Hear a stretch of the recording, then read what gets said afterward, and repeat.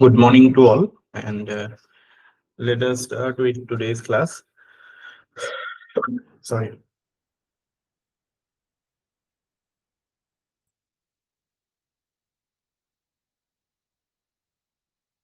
Ethicsত answer যেতিয়া আমি লিখো তেতিয়া মানে এটা যথেষ্ট সংখ্যক মাৰ্কস আপুনি এটো কাৰণে পাই যে আপোনাৰ মানে can you show little bit of creativity, little bit of innovation, মানে হেতু স্কোপ পাবই আপোনালোকক হয়তো মানে প্ৰশ্নটোৰ ষ্টাইলটো এনেকুৱা থাকিব যে এনেকুৱা লাগিব যে আপোনাৰ পৰা কওকচোন যে ভাল সিভিল সার্ভেন্ট হবলৈ কি লাগে হেতুটো kind of subjective type হৈ গল ন কোৱেশ্চনটো এনেকুৱা সোধা নাই যে what are the 5 qualities required for civil servant এনেকুৱা বুলিতো সোধা নাই বা what were like you know মানে according to Max Weber what are the most essential values of civil servant এনেকুৱা বুলি কোৱা নাই আপোনাৰ হয়তো ডাইৰেক্টলি ক'ব পাৰে যে give me 5 things that you think should be there to encourage ethical behavior তো কি হয় মানে আমি এনসার লিখোতে আমাৰ দুটা এসপেক্ট থাকে এটা বস্তুটো হৈ গল যে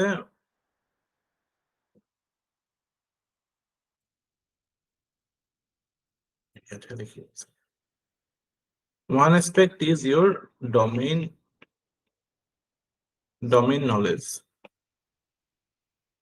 যে যিকোনো যিটো ফিল্ডৰ ওপৰত লিখি আছো যিটো টপিকৰ ওপৰত লিখি আছো সেইটোৰ ওপৰত মোৰ কিমান দখলতা যিটো মানে সাবজেক্ট নলেজ এটা ক্যাপিটাল পানিশমেন্টৰ ক্ষেত্ৰত লাইক মানে with regard to capital punishment what is the মানে study what is the theories or মানে বস্তুটোৰ যেটো এক্সপেন্ট তাৰ লগত you have to add your creativity আমাৰ কি হয় যদি আমি এটোত যদি বেছি এমফেসিস কৰি দিও আৰু এটো এসপেক্টত হাইলাইট নকৰো তেতিয়া হলে এনসাৰটো সুপাৰফ্লুয়াস টাইপ লাগে এনেকুৱা লাগে যে আমি আমাৰ ক্ৰিয়েটিভিটিৰ থ্ৰুলি আমাৰ নলেজৰ মানে ইনসাফিসিয়েন্সিটো লুকুৱাবলৈ চেষ্টা কৰিছো আৰু বহুতৰ এনসার বিলাক এটো ফালে বেছি হয় সো এই বস্তুটোতো অকমান এমফেসিস ৰাখিব let's hold on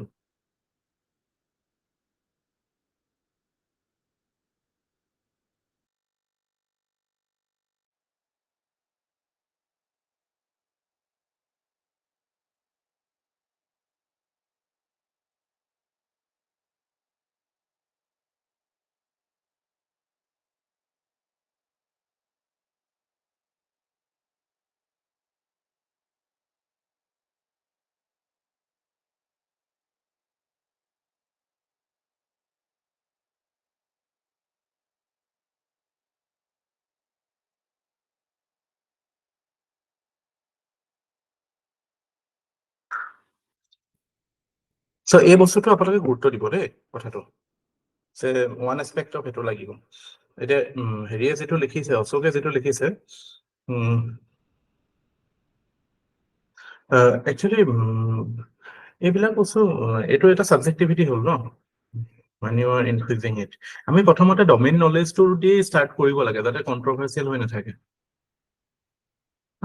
যে আমি এটা এনেকে কলো যে there are মানে according to the theory of punishment there are 3 ways in which punishment can be theorized so the 3 ways are reformation retribution deterrence in case of capital punishment the theories of retribution and deterrence is the guiding principle হেনেকে বুলি যেতিয়া আমি এটা wait start কৰিলো তেতিয়া আমাৰ সাবজেক্টিভিটিটো আমি প্ৰথমতে দেখাব নালাগে প্ৰথমতে সাবজেক্টিভিটি দেখালে কি হয় যে মই ইয়াতে গমেই পাই গলো যে you are against capital punishment মোৰ ইন্টাৰেষ্ট নাথাকিব পাৰে মই নেক্সট এনসাৰটো পঢ়াৰ কাৰণে যদি মোৰ মানে মাইন্ডসেটটো এনেকুৱা হৈ যায় আৰে কি লিখিছে ই নাজানে নেকি যে আজমল কাছবৰ নিচিনা মানুহ আহিব পাৰে বা নিৰ্ভয়াৰ এনেকুৱাও মানুহ থাকিব পাৰে বা লাইক আমাৰ ইয়াতে জাজ ৰাজখোৱাৰ নিচিনা বা কোনো মানে ৰিয়েৰেষ্ট অফ ৰিয়েৰৰ বস্তুটো এপ্ৰিচিয়েট নকৰিব নেকি এনেকুৱা টাইপ এটা নোশন আহি যাব ন সো আপোনাৰ মানে the key is ki don't let everything be revealed in the introduction to এটা কিউৰিয়াসিটি আনিব লাগে যে ওকে মই বস্তুটোৰ বিষয়ে জানো আৰু পঢ়কচোন তেতিয়া আৰু গম পাব এটোৰ বিষয়ে মই কি জানো আৰু হেতু আনাৰ উপায়টো কি মই কলেই নহব ন কথাটোৰ উপায়টো এটোৱে যে আমি যেতিয়া আমাৰ বস্তুটোত আমাৰ ডমেইন নলেজটো দেখাও ডমেইন নলেজটো আমি কেনেকে দেখাব পাৰো হয়তো আমি তাৰ ফেক্টছ, থিয়ৰিজ, ডাটা বা মানে যিটো মানে হেৰি আৰু মেক্ৰ' ভিউটো, হা, এই বস্তুটো আমাৰ ৰিফ্লেক্ট হ'ব লাগিব। এইবিলাক কথা মানে আচল কথাটো এইবিলাকহে, আমি যিমান এনচাৰ ৰাইটিং কৰি থাকিলে এইবিলাক ভুল যদি কৰি থাকো তেতিয়াহ'লে কি হ'ব মানে এনচাৰটো প্লিজ কৰিব নোৱাৰিব। আৰু মই ক'লো নহয়, এনচাৰ ৰাইটিং বা পৰীক্ষাত নম্বৰ পোৱাটো এটা আৰ্ট হয়, কাৰণ এইটো it's like you are going to a father in law to please the father in law so' that he gives you the bride. Answer ৰাইটিঙৰ ক্ষেত্ৰতো তেনেকুৱা, আপোনাৰ এনচাৰটো টিচাৰজন প্লিজ হ'ব লাগিব। চ' যদি আপুনি এনেকুৱা টাইপ এটা কথা কৈ দিয়ে তেতিয়া আপোনাৰ অৰিয়েণ্টেশ্যনটো গমেই পাই গ'ল ন।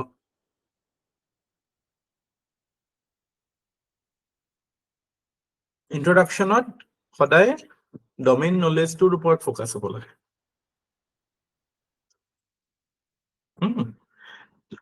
যদি এনেকুৱা টাইপ হয় যে crime against women is a serious issue, সেইটোৰ ওপৰত যদি আহে তেতিয়াহ'লেতো তাত আমাৰ ষ্টেণ্ড এটা লোৱাটো কোনো আপত্তি নাই যে ইয়েছ উই নো যে ক্ৰাইম এগেইনষ্ট উমেন হ'ব নালাগে। ত' তাত আমি ষ্টাৰ্ট কৰিব পাৰো যে in the last year according to NCRB data ইমানখিনি আমি there were this many cases of heinous crimes against women that was reported. বা আমি সেইটো যদি ডাটা চাটা নাজানো তেতিয়াও আমি এইটো কথাত ক'ব পাৰো যে when we talk about মানে women empowerment, then that cannot be ensured without ensuring women's security. So if we want to make half of humanity participate in all walks of life, then the minimum requirement is to ensure that they feel as secure as a man or as a boy. হয় না?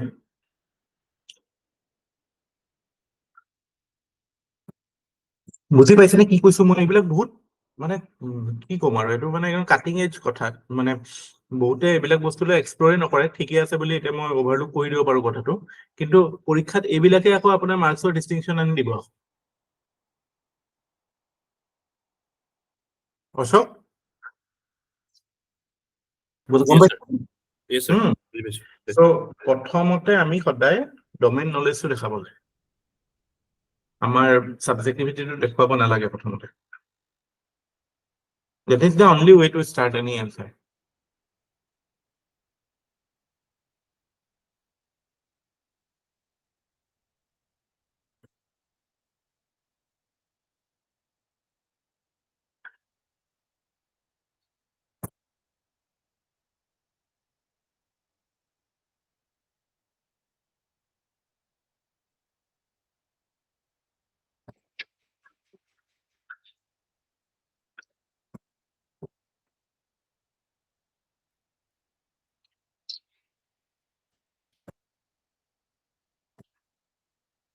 এইটোতে মানে এইটো আমি এইটো ইনফৰমেন্স দিব পাৰো যে maximum people who are executed or against death penalty is hanging or who face death penalty are from the lower strata of society as well as of economy. মানে socio-economic condition is, and there is, if we make a profile of all those people, then we will find that they are at the bottom of the pyramid.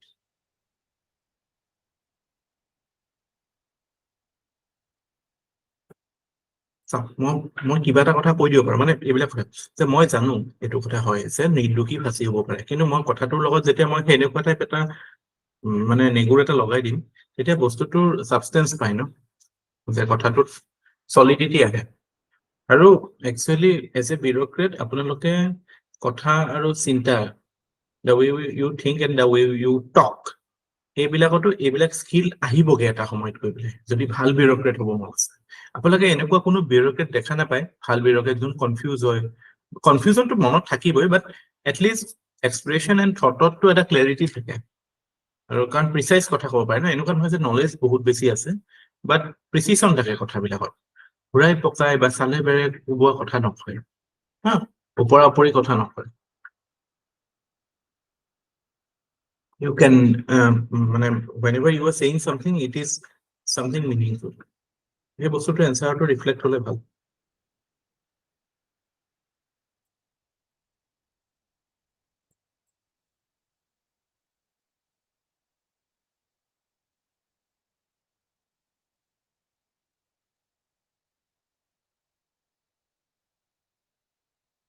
ঠিকে আছে, আমি ethical ইকোচিষ্টেমৰ কথাটো ক'ব পাৰিলো হয়।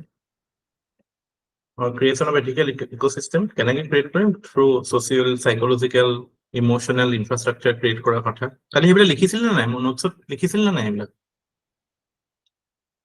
হয় sir, লিখিছিলো। এনচাৰটো আহিব লাগিছিল এইটো। আনচাৰটো হয়তো থাকি গ'ল ছাৰ। এইবিলাক question easy question, expected question, খালি আহিব লাগিব পৰীক্ষাত কিন্তু এইবিলাক কুৱেশ্যন।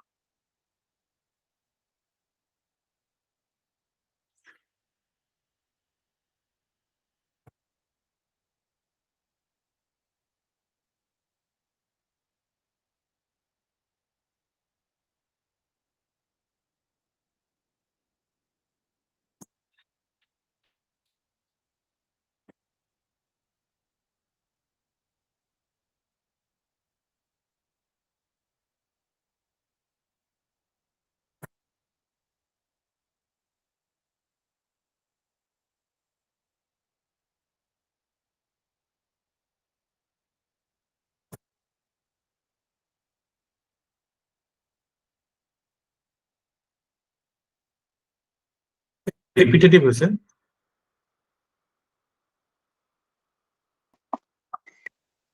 ৰেট্ৰিবিউশ্যন আৰু ইগো নিড ফুলফিলমেণ্টটো একে হয়।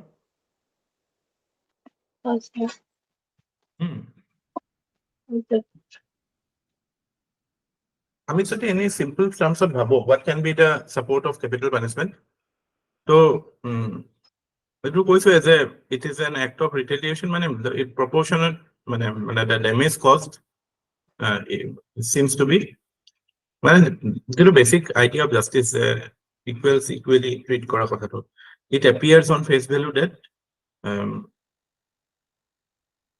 কথাটো এনেকুৱা টাইপ ক'লে নহ'ব যে বস্তুটোৰ ইউটিলিটিওটো আছে ন কিছুমান এছপেক্টত। ৰিয়েৰেষ্ট অফ ৰেয়াৰটো আমি কিয় ৰাখিছো? Because at some point we appreciate the fact that okay, one human life is lost, what can compensate for it? Justice এইটোকে কয় ন।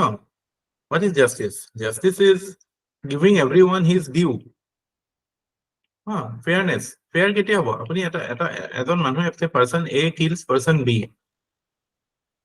এটা পইণ্টৰ পৰা এইটো যে he is no more, so' from the perspective of B or B's family, we can চে কি এইটো এটা জাষ্ট ৱে হ'ব পাৰে যে ইফ এ ইজ নো মোৰ, মানে ৰিটেলিয়েশ্যন, ইকুৱেল একশ্যন। কোনোবাই যদি আপোনাৰ পইচা চুৰ কৰিলে, হোৱাট উইল বি দ্য ৰিটেলিয়েশ্যন? আপোনাক সেই পইচাখিনি ঘূৰাই দিব। ইয়াততো লাইফটো ঘূৰাই দিব নোৱাৰে, চ' এইটো এটা আৰ্গুমেণ্ট হয়, but that is insufficient argument, because again আমি কালেক্টিভ উইজডমৰ কথাটো চাব লাগে, আৰু যিটো এক্সেম্পলাৰী বিহেভিয়াৰ বা এইটো কথাটো চাব লাগে। এইটো actually strongest argument is deterrence, because death penalty বা any form of extreme penalty, any form of extreme measure, যে আমাৰ এতিয়া নিউক্লিয়াৰ ৱেপনৰ ইউটিলিটি আছে নেকি যুদ্ধত? নাই। Deterrence is the utility, because nuclear weapon মাৰি দিয়া মানেতো এভৰিথিং ইজ অভাৰ। এতিয়াতো ইমান দিনে ইউক্ৰেইন ৰাছিয়া যুদ্ধ হৈ আছে, তাতকে নিউক্লিয়াৰ বম দুটান মাৰি দিলে দেখোন ইমান দিনে ফিনিছে হয়, কিন্তু কিয় নোৱাৰে? যেন দেৰ ইজ মানে পইণ্ট অফ ন' ৰিটাৰ্ণ হৈ যাব। But deterrence as a principle is the strongest argument in favor of এইটো। ৰেট্ৰিবিউশ্যনৰ বেলেগে কথা ক'ব লগা নাই। তাৰপিছত আমি ক'ব পাৰো যে আমি এইটো আৰ্গুমেণ্ট কৰিব পাৰো যে okay, there are certain people in society who are beyond reason. সেইটো আৰ্গুমেণ্ট কৰিব পাৰো যে it is মানে there is enough proof that all people, all criminals are not amenable to reform. So sometimes The acts of violence are so much that in fact, putting them in prison is also sometimes considered a threat for even other prisoners. So, maybe looking at the greater interest of the society, there is a justification for executing such people. এনেকে বুলি ক'ব পাৰো আমি habitual offender থাকে কিছুমান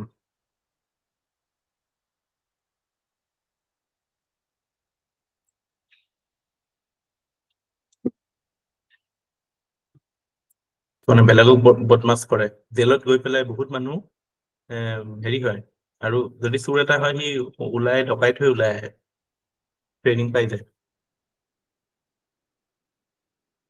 ত' সেনেকুৱা কথা থাকে মানে অকল কেপিটেল পানিচমেণ্টৰ আৰ্গুমেণ্ট বুলিয়ে নহয় কথাটো এইটো যে মানে হাৰ্ছ পানিচমেণ্ট মানে there is a logic behind harsh punishment নহ'লেতো চবকে দেখোন বাবা একো নকৰিবি একদম ৰিফৰ্ম কৰি দেখোন ঠিক হ'ব ন হাৰ্ছ পানিচমেণ্টৰ ৰোল এটা আছে ছ'চাইটিত সেই বস্তুটো you can put in argument আমি অকল পঢ়া ফ্ৰেমৱৰ্কতে অকল বুজিব লগা কথা নহয় ন আমি নিজৰ সেই এইখিনি পঢ়াৰ পিছত নিজৰ ক্ৰিয়েটিভিটিটো লগাব পাৰো ন সেইটো we can argue with the fact that harsh punishment in general what is the utility of harsh punishment in society etu khetrot tar bisot the fact that some people are habitual offender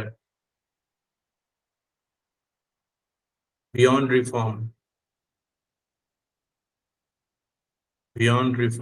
kisaman manu so enuka khetrot sometimes it can be argued that eneka boli hobo je that language too important they are habitual offenders so we should hang them eneka boli noy there are people who are not amenable to reform or who cannot be reformed.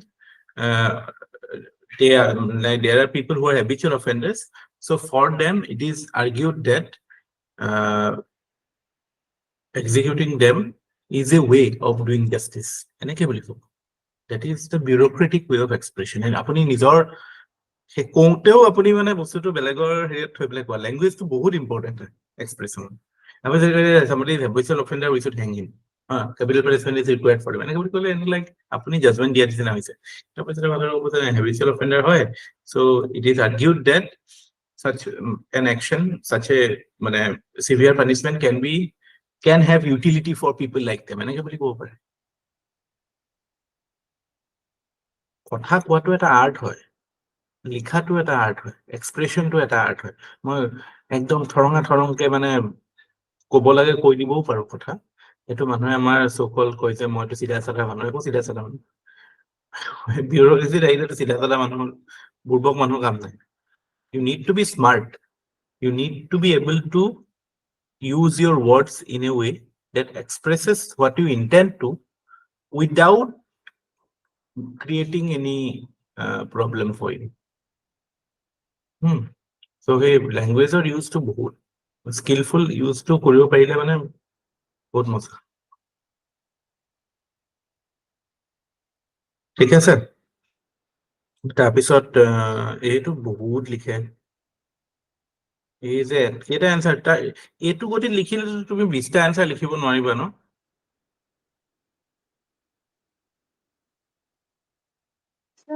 মানে বাকি জিএছৰ paper কেইখনত পাৰো এইখনত মানে কথাবোৰ ইমান ওলাই থাকে মানে সেইটোৱে কৈছো মই এইখনত কমপ্লিট নহব দেখোন সেইটোৱে স্যাৰ হৈছে আগত যোৱাবাৰ সেইটো প্ৰব্লেম হৈছে নে স্যাৰ নাই স্যাৰ যোৱাবাৰ মানে মোৰ ফাৰ্ষ্ট পেপাৰখনতহে এটা কুৱেশ্যন এৰ খাইছিলে এৰ খাওঁতে মানে মোৰ ইমান বেয়া লাগিছিলে যে মই কিয় এৰিলো বুলি তাৰপিছত বাকী কেইখন মানে এনেকুৱা হৈ গ'ল জেলত লাগি যোৱা নিচিনা হ'ল যে এটাও নেৰো বুলি তাৰপিছত সেইটো কাৰণে বাকী কেইখনত এটাও এৰা নাই স্যাৰ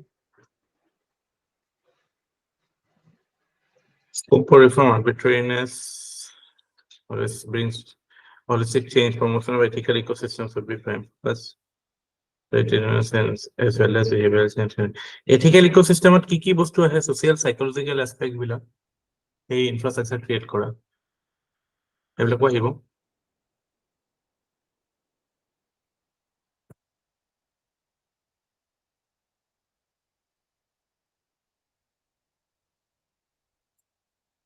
নাই মানে বস্তুটো অকমান ৰেচনেলাইজকে লিখিব লাগে যাতে মানে আমি এভয়েড কৰিব পৰা বস্তুবিলাক এভয়েড কৰিব লাগে এতিয়াৰ পৰা এটা প্ৰেক্টিচ কৰিব ভাস্বতীয়ে মানে সেন্টেন্স বিলাক শৰ্ট ৰাখিব বহুত বেছি দীঘল নকৰিবি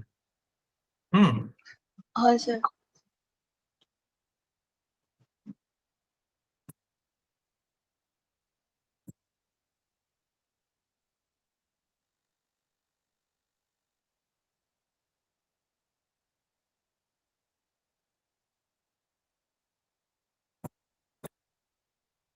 কি লিখিব আগতে ভাবি ল'ব কথাটো, তেতিয়া এক্সপ্ৰেছনটো প্ৰিচাইজ হয়।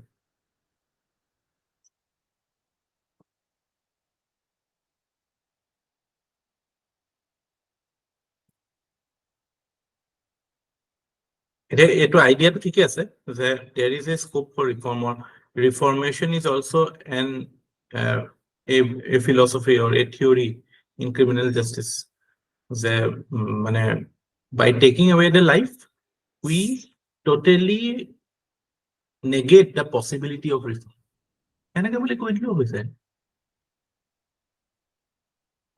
হয় ছাৰ, মই অলপ প্ৰেক্টিচ কৰোঁ। ইমানখিনি নিলিখিলেও হয় ন, তেতিয়া হয়তো 2 লাইন লিখিলে হৈ যায় বা মানে ইমানখিনিতে হৈ গ'ল। আমাৰ কথাটো হৈছে কম চেন্টেন্সত মই এক্সপ্ৰেছনটো ভাল কৰিব লাগে। আপোনাৰ ক্ষেত্ৰত এনেকুৱা হ'ব টিচাৰ পঢ়িব মন নাযায়, দুটা গম এনচাৰ পাইছো লিখা, ছাৰ। আৰু কি হয় মানে প্ৰথম এনচাৰ কেইটা আমি ভালকে লিখো, এনেকুৱা দীঘল হয়, তাৰপিছত এটা মানে ইমেজ এটা বনি যায় টিচাৰৰ যে এনেকুৱা টাইপৰ ষ্টুডেণ্ট হ'ব, তো এভাৰেজ মাৰ্কিং কৰা আৰম্ভ কৰি দিয়ে।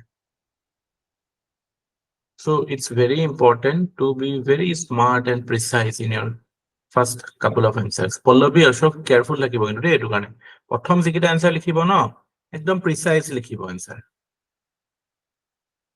ধুনীয়াকে প্ৰিচাইজ লিখিব। মানে আপুনি এনচাৰটো বেয়া হলে নিজে গম পায় ন, নিজে বোলে টানি আছো বস্তুটো মানে কেনেকুৱা এই চুচৰি আছে এনচাৰটোৰ লগত, এই গম পাইছে চাগে ন সেইদিনাখন যেনেকে সেই 7 চিনছৰ সেইটো কুৱেশ্যনটো কৰোঁতে যেনেকুৱা লাগিছিলে। হয় ছাৰ, নিজৰে ফিল আহি যায়। এনেকুৱা সেই ফিলটো আহিব নালাগে। যেতিয়া ভাল হয় ন পৰীক্ষা সঁচাকে ভাল হয়, নিজে যেতিয়া গম পায় পৰীক্ষা ভাল হৈছে সঁচাকে ভাল। মানে আই ডোন্ট নো আপোনালোকে সেইটো ফিল কৰিছে নে নাই, কিন্তু যেতিয়া ভাল হয় আৰু নম্বৰ পাম বুলি ভাবো ন, পাওঁ নম্বৰ। মই যেতিয়া গম পাওঁ যে মানে গণ্ডগোল কিবা এটা নৃত্য কৰি আহিছো, তেতিয়া ৰিফ্লেক্ট হয় জেনেৰেলি, আৰু কোনোবা এক্সেপশ্যন থাকিব পাৰে।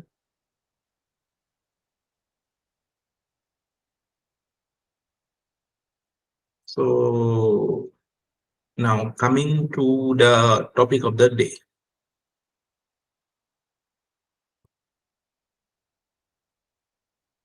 Just give me 1 minute, I'm coming.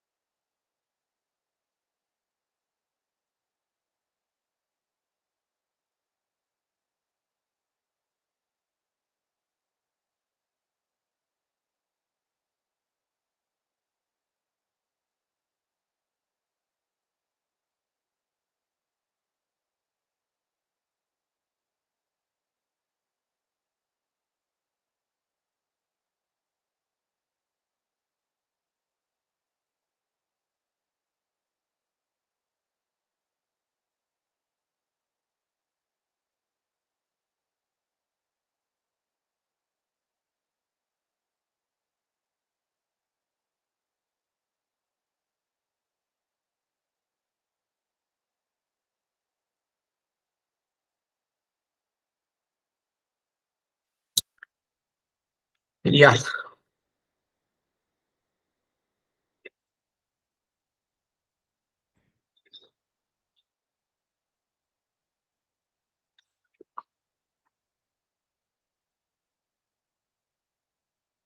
Accountability. Next topic. What is accountability? আমি যেটা accountability বুলি কওঁ আমি কি বুজো?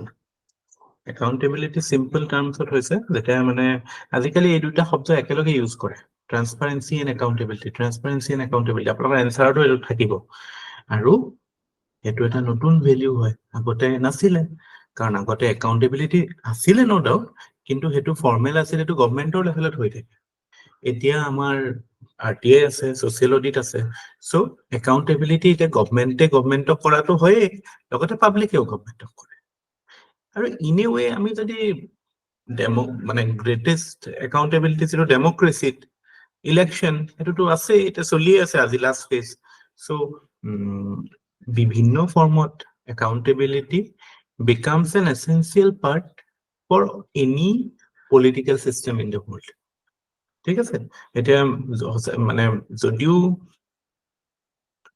মানে ডিক্টেটৰিয়েল বা নন ডেমোক্ৰেটিক ৰেজিম থাকে তাতো তেওঁলোকে মাজে মাজে ইলেকশন পাতে কিয় পাতে বিকজ যদি নাপাতে তেতিয়াহলে accountability কোৱেশ্চনটো আহিব at least they have to prove to the people that they are legitimate so hetu karone accountability is such a vital value which what does it do sete accountability thakibo tar mane legitimacy ahi jabo legitimacy mane gom paisen so you know the word legitimacy legitimate hob আপোনালোকৰ এটা সিলেকশনটো আপোনালোকে পৰীক্ষা pass কৰিবলৈ পাব তেতিয়া আপোনালোকৰ সিলেকশনটো যেতিয়া আপুনি হেতু প্ৰুফ কৰিব পাৰিব যে yes আপোনালোকে পৰীক্ষা দি ভালকে মেৰিটত পাইছে তেতিয়া আপোনালোকৰ লেজিটিমেসি কোৱেশ্চন whereas আমি সবেই জানো যত এনসাৰ দিব পৰা হোৱা নাই এনেকুৱা মানুহ যাৰ সিলেকশন হৈছে তেওঁলোকৰ লেজিটিমেসি কোৱেশ্চন আহিছে ন so in a way it is the foundational requirement of any regime that it should be able to justify itself, justify its existence. And for that, the principle of accountability is very important. Aru, what does it tell?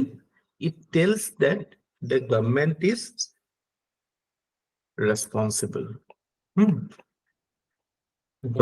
It tells that government is responsible, government is legitimate. Main,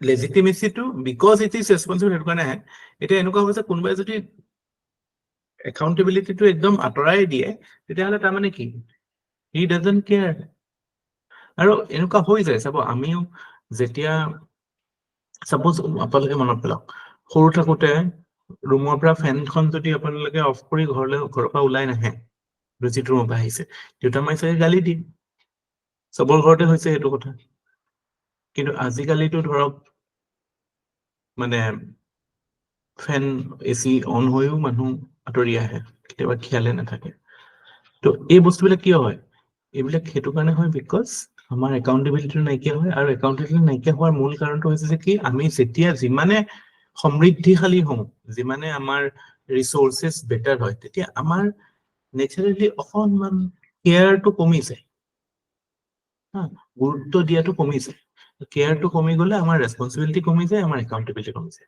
so hetu karone etu accountability to it is very essential for any institution any government because naturally with improvement in resources or with growth in strength there is a tendency to be careless so hey carelessness to certain nohoy responsible hoy thake etu karone accountability principle to bahut dorkari otherwise what will suffer rule of law will suffer your efficiency will suffer performance will suffer competency will suffer competency mane legitimacy kotha hoise aru the fact that you have to be responsive as well as responsive mane how quick you are able to respond to people's needs or how connected you are with the people. So এইবিলাক বস্তু নাথাকিব যদি accountability নাথাকে। তো ইয়াৰ পৰা আমি এইটো কথা কি বুজি পাইছো যে what is the conclusion that we can draw? We can draw the conclusion that accountability is a measure to evaluate government's performance, to evaluate government's responsibility. Zot accountability thakibo, tamane ami kom je yes, the government is responsible, it is performing, that is why it is accountable. So accountability becomes a parameter for governance. These are very vital information or vital sentences which you have to use. Accountability upor jabar questions jodi aha na ebar ahe accountability RTI etu ahiboi. RTI question to apanake accountability bostu to address koribo lagib. Are enekwa RTI answer likhe manuhe accountability shobdo to use nokore. Transparency and accountability শব্দ use নকৰাকে মানুহে RTI answer লিখে জবাৰ মোৰ লিখি দিছিল মানুহে মই দেখিছিলো বস্তুবিলাকৰ behind there is certain principles, there is certain philosophies working behind everything. So সেই philosophy to বুজি নোপোৱাকে আমি just barely provisions বিলাক মনত ৰাখিবলৈ চেষ্টা কৰি থাকো যে RTI কি আছে কেদিনত RTI দিব লাগে কি কথা কিন্তু RTI ওপৰত যদি কোৱেশ্চনটো আহে তেতিয়াহলে আমি যদি এই বস্তুটো লিখিব নোৱাৰো যে RTI উদ্দেশ্যটো কি what is the philosophy behind RTI then our answer will be just a মানে কি আৰু dumping of information only. যিকোনো বস্তু এনসাৰ ভাল লিখিবলৈ হলে সেই যেটো বস্তু বিষয় বস্তুটো খুদিছে তাৰ ফিলসফিটো জানিব তাৰ আইডিয়াটো জানিব লাগিব যে what is its purpose. Philosophy মানে হেতুৱে ন what is the idea behind it. যিকোনো কোৱেশ্চন আপুনি মোক কোৱেশ্চন দিয়ক সবত মই তাৰ পিছফালে ফিলসফিটো দেখাই দিম আৰু সেই ফিলসফিটো যদি আপোনাৰ এনসাৰত এড্ৰেছ হৈছে তেতিয়াহে পাব।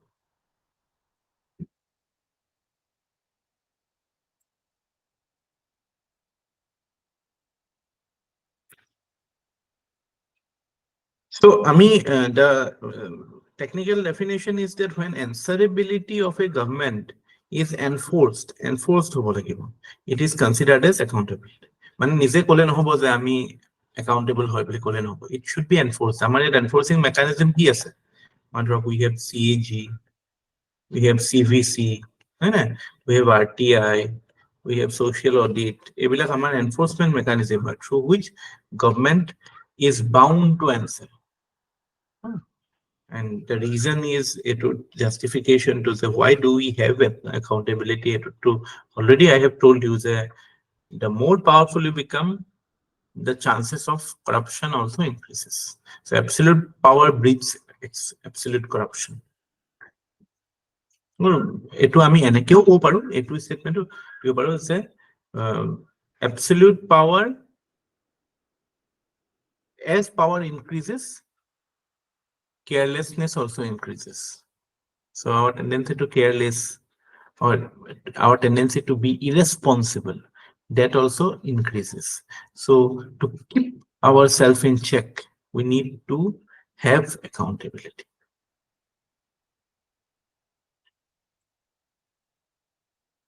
এইবিলাক ইনসিডেন্ট যে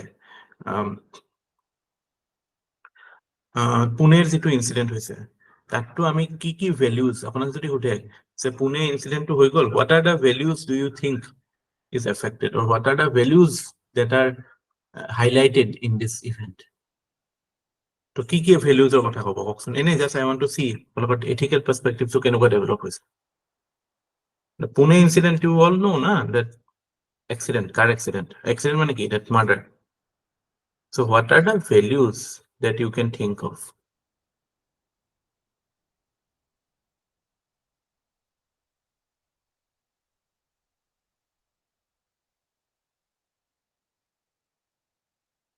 Accountability obviously পঢ়ি আছো but আপুনি কেনেকে মই যে কলো যে আপুনি কেনেকে ভাবিব what is the structure of thinking that you are doing randomly ভাবিছে নেকি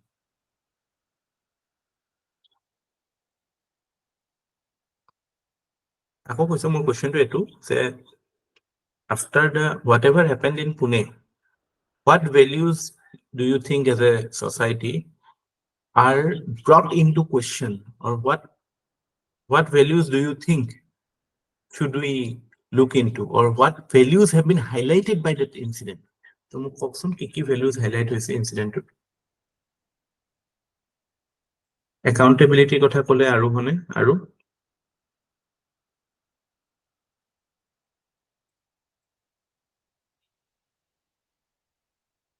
স্যাৰ যদি ল'ৰাজনৰ পাৰ্টৰ পৰা চাওঁ তেতিয়া ৰেচপনচিবিলিটিটো বা ৰেসপন্সিবিলিটি আৰু এম্পেথিও এমপেথি আৰু আৰু স্যাৰ যদি আমি যিসকল পাব্লিক চাৰ্ভেণ্ট হেৰিটোৰ লগত জড়িত হৈ আছিলে তেওঁলোকৰ ফালৰ পৰা চাবলৈ গ'লে sir transparency lake of transparency দেখিবলৈ পোৱা যায়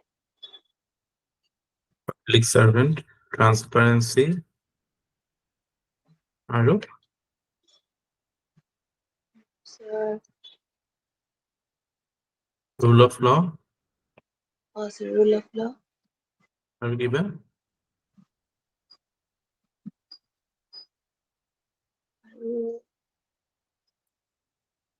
ইন্টিগ্ৰিটি কাৰ কাৰণে হ'ব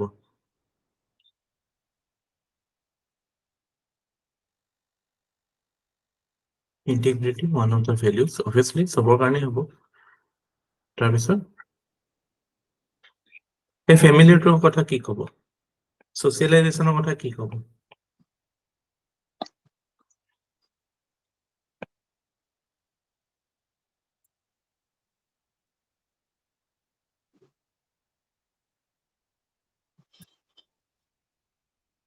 What we saw was the ugly side of resourcefulness. Whenever we become resourceful, তেতিয়া বহুত ভাল কামো হয় ধৰক আজি ৰতন টাটাই টাটা ইনষ্টিটিউট অফ ছ'চিয়েল সায়েন্সেছ খুলিছে বহুত পইচা থকা মানুহে বহুত ভাল ভাল জেগাত কন্ট্ৰিবিউট কৰে ফিলান্থ্ৰপি কৰে ভাল কাম কৰে কষ্ট কৰে বাট এইটো এটা আগলি চাইডো হয় যে the fact that you become careless so what does it highlight it highlights যিবিলাক আমাৰ মানে আমি ইউটিলিটেৰিয়ানিজম পঢ়োতে যিবিলাক নেগেটিভ ইম্পেক্ট অফ ইউটিলিটেৰিয়ানিজম যিবিলাক কৈছিলো কনজিউমাৰিজম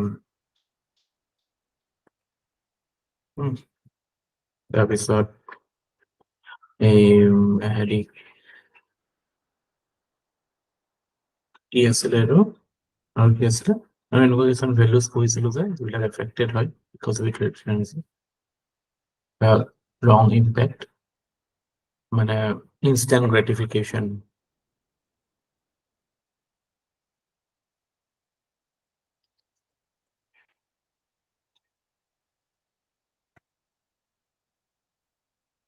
faulty মানে হেৰি you can say faulty parenting where you allow your son to drive a 4 crore car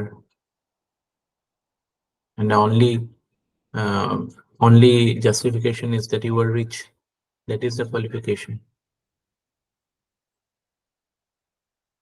এনে আমাৰ ড্ৰাইভিং লাইসেন্স কিমান ইয়াৰৰ পৰা পায় 18 বছৰত পায় ন নে 16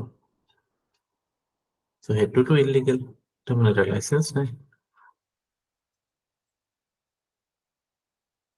তো এইবিলাক বস্তু আপোনালোকে মানে এই টাৰ্মছত ভাবিব পাৰিব লাগিব হোৱাট আৰ দ্য ভেলুজ আৰু এইটো দিছ ইজ দ্য ৱে আমি জাষ্ট ৰেণ্ডমলি ভাবি থাকিব নালাগে এনেকে যে ল'ৰাটোৰ পাৰ্চপেক্টিভৰ পৰা কোনবিলাক ভেলুজ হ'ব যে তাৰ সেন্স অফ ৰেসপন্সিবিলিটি তাৰ মানে যিটো মানে কনজিউমাৰিষ্ট বিহেভিয়াৰ বা সি যিটো মানে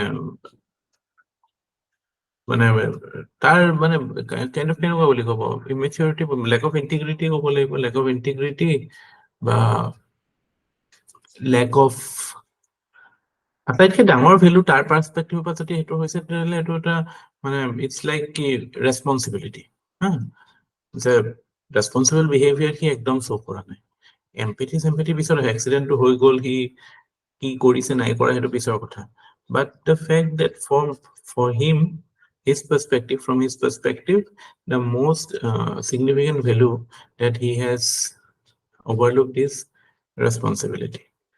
From the state's perspective, attack value transparency and accountability that they should maintain in such a incident is not maintained, or there are questions with regard to it. And for the family আটাইতকৈ ডাঙৰ culprit to family হয়, because how you are raising the child, it shows that there is problems with parenting.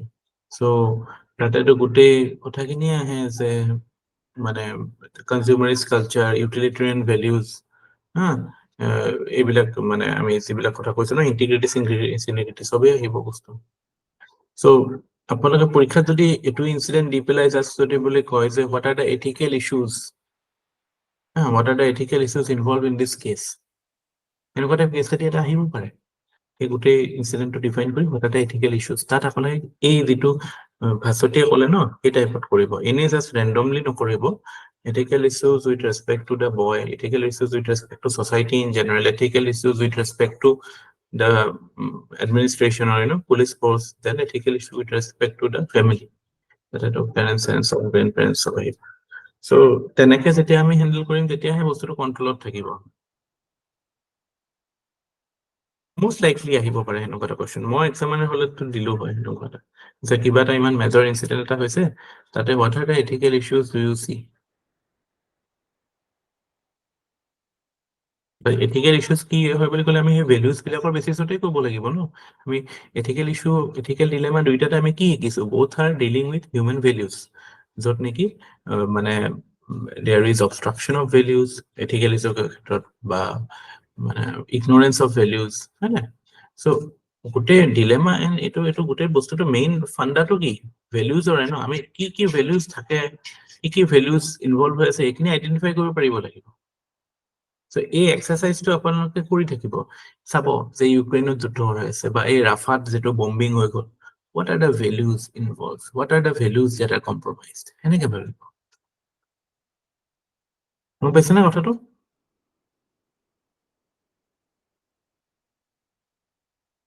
Ashok and Pallavi, can you relate to what I'm saying? Yes, sir. And if I have an instinct you might get such question this year, I feel মানে কিছুমান context দি পেলাই তাত ethical issue কি হয় হেৰি কৰিব লাগিব। আৰু তাত আপোনালোকে অকল ইস্যুখিনি হাইলাইট কৰি আহি নাযাব, সলিউশনৰ কথাও ক'ব। মানে কনক্লুজনটো বহুত ইম্পৰ্টেণ্ট হয়। কনক্লুজনটোৱে মানে গোটেই বস্তুটো জাষ্টিফাইও কৰিব, মানে হোৱাটএভাৰ হেপেনিং সেই বস্তুটোক আপুনি এনালাইজো কৰিব, তাৰ লগতে আপুনি প্ৰেছক্ৰিপশ্যন এটাও দিব, because it is a paper on ethics. So' আমি কি কৰিব লাগে, বাট সেই ষ্ট্ৰাকচাৰটো যদি টিচাৰে গম পাই যায় ন, দেখা পাই যায়, then they will give you marks. আৰু আপোনালোকে জানে নাই এতিয়া এপিএছচি ষ্ট্ৰাকচাৰটো সেইটো ষ্ট্ৰাকচাৰ ষ্ট্ৰিক্টলি ফলো নকৰে, বাট ইউপিএছচিত কি হয় 120 মাৰ্কসৰ আহে থিয়ৰি আৰু 130 মাৰ্কসৰ আহে কেছ ষ্টাডি। নহয়, 130 মাৰ্কসৰ থিয়ৰি, 120 মাৰ্কসৰ কেছ ষ্টাডি। 25 মাৰ্কৰ 25 মাৰ্ক আহে, 20 মাৰ্ক আহে, 20ৰ আহে, 20ৰ 6টা, 20 into 6। চ' ইয়াতে চিন্তা কৰক, আপোনালোকে এনেই জিএছতো আপোনালোকে 15 মাৰ্কছে পায়, ইয়াত 20 মাৰ্ক থাকে। Sir, এইটোৱে কৈছো ইয়াতে যে কেছ ষ্টাডিৰ জেগাত সেই মানে 15 মাৰ্কৰ জিএছৰ কুৱেশ্যন নিচিনা দি দিয়ে যে এপিএছচিয়ে। সেইটো কৰিতে বাট 20 মাৰ্কে আহে ন। স্যাৰ 20 মাৰ্কে আহে, কিন্তু সেই কেছ ষ্টাডি 3টা দিয়ে, কুৱেশ্যনটো থিয়ৰি টাইপে দি দিয়ে। থৈ দিয়ে মানে বাট এইবাৰতো বস্তুটো হেৰি হ'ব পাৰে, এইবাৰ হয়তো চেঞ্জ হ'ব সঁচাকে পাৰে, খুলি হ'লে ভাল স্যাৰ। যদি হয় তেতিয়া কিন্তু এইকেইটা স্কোৰিং হয় কিন্তু দেই কেছ ষ্টাডি। আৰু যদি সেইটো ষ্ট্ৰাকচাৰ দেখে ন, সদায় কেছ ষ্টাডি আগত কৰিব, হয় থিয়ৰি স্যাৰ, পিছত লাষ্ট টাইম কৰিব। সেইটো কৰিছিলো ময়ো। কাৰণ কি হয় কেছ ষ্টাডিটোত টাইম লাগে ভাবোতে, আৰু যেতিয়া আণ্ডাৰ প্ৰেচাৰ থকা যায় লাষ্ট আধা ঘণ্টাত আপুনি ভাবিব নোৱাৰা হৈ যায়। কিন্তু এইবিলাক কুৱেশ্যনটোতো লিখি দিব পাৰি, theory question লাষ্টতো।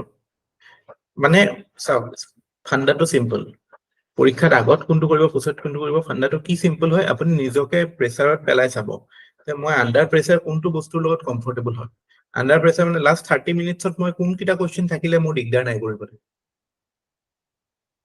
And sir what I believe is that আহে যে ডেফিনেশ্যন লিখিব, সেইকেইটা লাষ্টত জলদি লিখি দিব পাৰি স্যাৰ।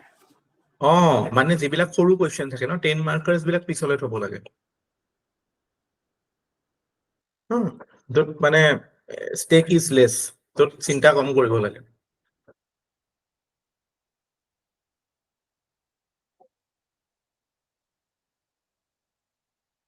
চ' একাউণ্টেবিলিটি এইটো কৰিছিলে ন যোৱাবাৰ যি কৈছিল তাত দিয়ক এতিয়া নেক্সট টাইম আমি ভালকে কৰিব লাগে যোৱাবাৰ কৰি মানে এইটো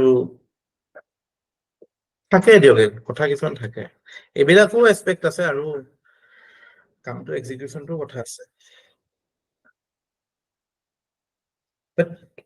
মানে ডিচাইডিং ফেক্টৰটো সেইটোৱেই লাষ্ট 5 মিনিট 10 মিনিটত মই কোনটো কুৱেশ্যন কৰিব পাৰিম তেতিয়া যদি লাষ্ট 10 মিনিটত এটা কেছ ষ্টাডি থাকে কেতিয়াও পঢ়াই শেষ নহ'ব কেছ ষ্টাডি লিখাটো আপুনি হাৰ্ডলি আধা পেজ লিখি পেলাই গুচি আহিব লাগিব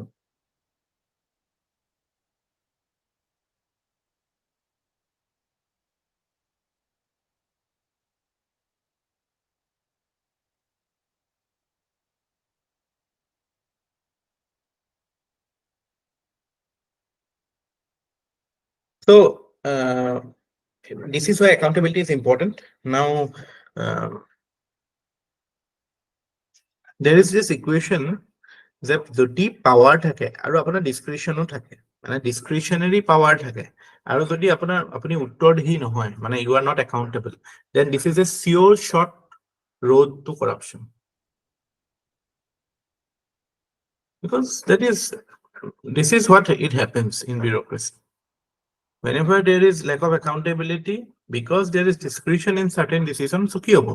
So my contract award koribo lage kabak, I have the discretion, so I will take some money and just. Traditionally speaking, like you know, when bureaucracy was more about top down, tetia what were the mechanisms for enforcing accountability? There was separation of power. Separation power মানে কি legislative, judiciary, executive সব বেলেগ বেলেগ ন so এটো কিহৰ কাৰণে হয় যাতে ইটোই হিটো ক্যান্সাৰ চেক কৰি থাকিব পাৰে checks and balances শুনিছে ন there is this doctrine of separation of power এটো মন্টেস্কিউয়ে দিছিলে আৰু doctrine of checks and balances আছিল এটো checks and balances মানে ইটোই হিটো judiciary legislature executive ইটোই হিটো যাতে চেক কৰি থাকিব পাৰে যাতে you can ensure that accountability is maintained. But now, etia ami kenake koru the enforcement is through participation of people. Participation of people mane like say citizen charter RTI.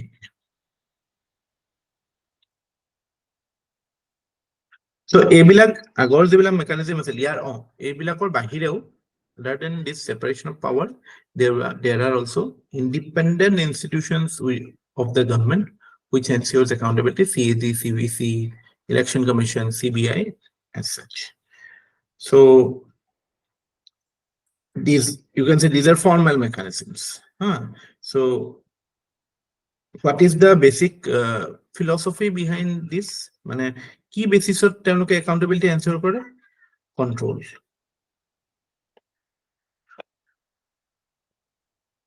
And because you have official control, so that ensures or that creates a mechanism like say you can say legislative control, executive control, judicial control, or independent institutional control. So it's a very formal and control oriented mechanism. CAG is an institution which audits various government spendings. So what does it do? It controls the public exchequer by ensuring that all the reports are submitted to the parliament and then in parliament it is debated. So that way it enforces the legislative control over executives. So legislature and executive report control kore through CAC. So the মানে বস্তুটো কেনেকৈ বুজি পাইছে না কথাটো it is like a proper মানে হেৰি আৰু officially mandated and control oriented mechanism. But আমি সেই বস্তুটো আমি RTI বা citizen charter দেখা নাপাওঁ। আমি RTI আৰু citizen charter ক্ষেত্ৰত কি হয়? It is the মানে philosophy is not control. Philosophy is participation. Philosophy is openness. যে তাতে মানে আমি RTI সুধিছো মানে আমি গভৰ্ণমেণ্টৰ ওপৰতো কন্ট্ৰোল কৰিব নোৱাৰো। আমি মানে এইটো এনচিয়ৰ কৰিছো যে মানে পিপলছ পাৱাৰটো মানে হেৰি কৰিছো, ডেমনষ্ট্ৰেট কৰিছো। চ' এটা ফালৰ পৰা আমি ক'ব পাৰো যে it is ensuring people's control over the elected government, but not to that extent what the formal institutions can do, because official mandate to নাই no directly. ঠিক আছে, so that is one significant difference.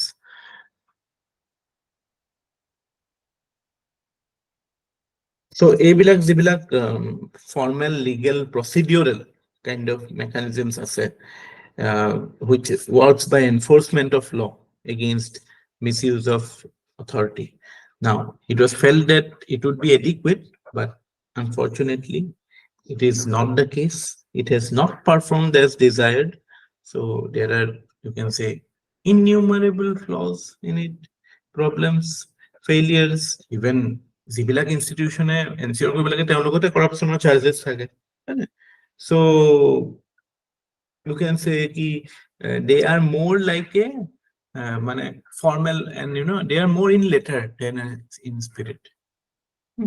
So accountability institutions or accountability report question ahe, eta election commission report bahute question kori ase, judiciary report kisum keteba ahe. So CBI, CVC, we all know what is the status. So in that regard, we can say ki there is problems in terms of performance, efficiency, responsibility, for issues ase etio, and the traditional mechanisms have failed to solve them. Nohole apolage mane how can we say that mechanisms are not working? I mean, to example jodi dibo lage, then we can say ki we still have problems in, say, education, in health. Amar eta midday meal kiman dino pa choli ase, right to education kiman dino pa choli ase, but still there are issues with the health sector, education sector, na. It is not ensuring the right conduct from government at all times. There are issues with it. বিভিন্ন ইনভেষ্টিগেশ্যনৰ ক্ষেত্ৰত আমি দেখা পাওঁ, ইম্পাৰ্চিয়েলিটি report question থাকে, human rights ভাইলেশ্যনৰ ওপৰত question থাকে, হাউ Manipur is handle, এইবিলাকৰ ওপৰত কুৱেশ্যন থাকে। তাৰপিছত বিভিন্ন ক্ষেত্ৰত আমি দেখা পাওঁ কোৰ্টে যেতিয়ালৈকে ইণ্টাৰভিউ নকৰে তেতিয়ালৈকে FIR ফাইল নহয়, হয় নাই? চ' এইবিলাক, আৰু most importantly corruption, it is so' rampant. যদি এইবিলাক ইমানেই যদি ঠিকে থাকিলে দেন কৰাপশ্যনৰ বস্তুটোতো ইমান প্ৰব্লেম হৈ নাথাকিলে হয় ন। চ' this is evident of the fact that these institutions are not performing the desired results. So what is the reaction, or what is the consequence of that? The consequence is that there is an effort to change the mechanisms. There is an effort to change the concept of accountability. How? Like now we are like a formal system which is based on, say, checks and balances. So a bostu to jagat ami ki hor kotha koisu etia, we are talking about, say, e-governance, we are talking about, say, social media, we are talking about what we call stakeholder approach. যে আমি আগতে কৈ আছিলো যে গভৰ্ণমেণ্টে কেনেকে অকল check কৰিব, এতিয়া আমি কম যে government is since part of multiple units in a society, in a country.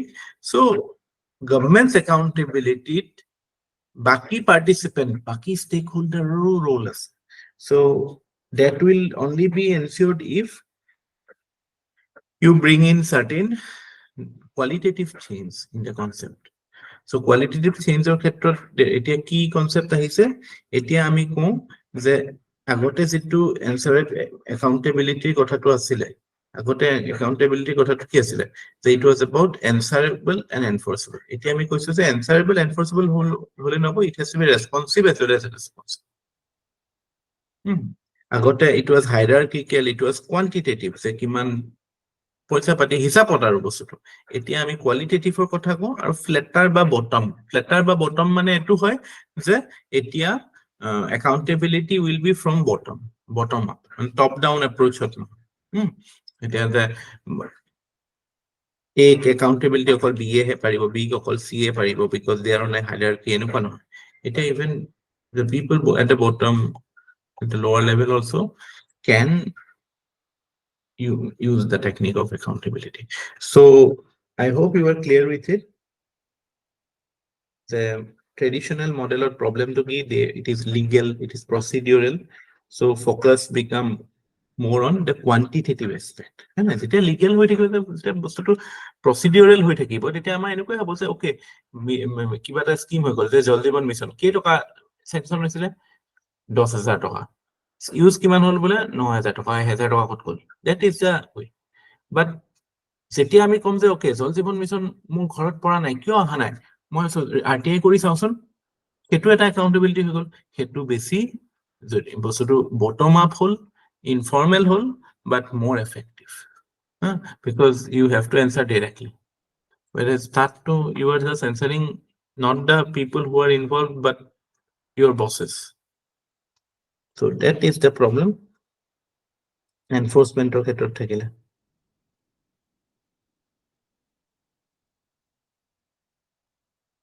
আৰু এটা ইম্পৰ্টেন্ট কথা কি হয় যে আমাৰ একাউন্টেবিলিটি কেনেকৈ থাকিব ম্যাক্সিমাম যদি কোনোবা বিউৰোক্ৰেট বা কোনোবা সিভিল সাৰ্ভেন্টক যদি ধৰে যে কিবা ধৰিছে তেলে এট বেস্ট কি হয় ট্ৰান্সফাৰ হয় ট্ৰান্সফাৰটো পানিশমেন্ট টাইপহে হয় ন পানিশমেন্ট মানে এনেকুৱা লাগে যে সিহঁতিও মানে they become so rigid with it যে এই ম্যাক্সিমাম কি হ'ব ট্ৰান্সফাৰ হ'ব তাৰপিছত বেলেগ জেগাত যাম সেনেকুৱাই হয় চাব কিবা এটা গণ্ডগোল হ'ব মানুহটো ট্ৰান্সফাৰ কৰিলে তাৰপিছত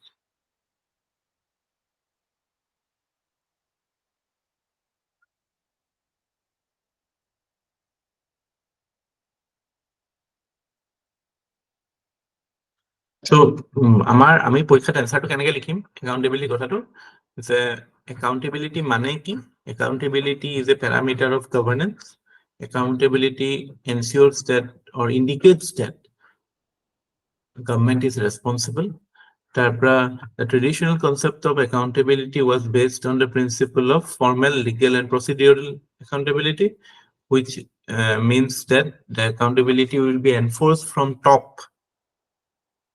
it will be enforced from top through ensuring strict strict legal provisions are followed or not so it worked in some aspect but its success in bringing desired changes or its desired effectiveness has not been realized which is evident by the fact that we still have problems of governance still in India like say in various social sectors in even in crimes management of crimes we have lots of problems so it is felt that there is a need to bring a change in the concept of accountability so we now have the basic principle is that now accountability will be enforced through people's participation rather than only relying on top-down accountability.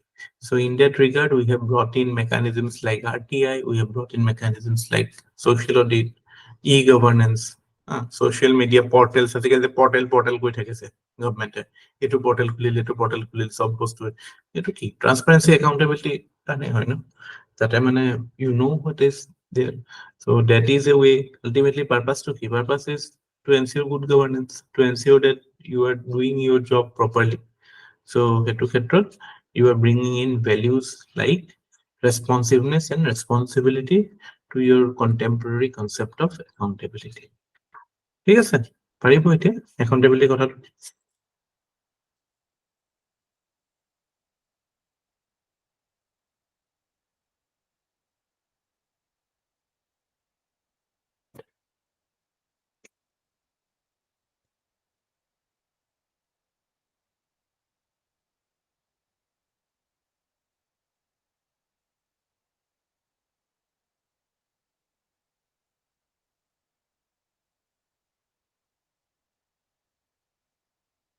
So, responsibility and responsiveness, এই দুটা element এতিয়া add হৈছে আৰু এইটো মানে it is what it is bringing in obviously the people.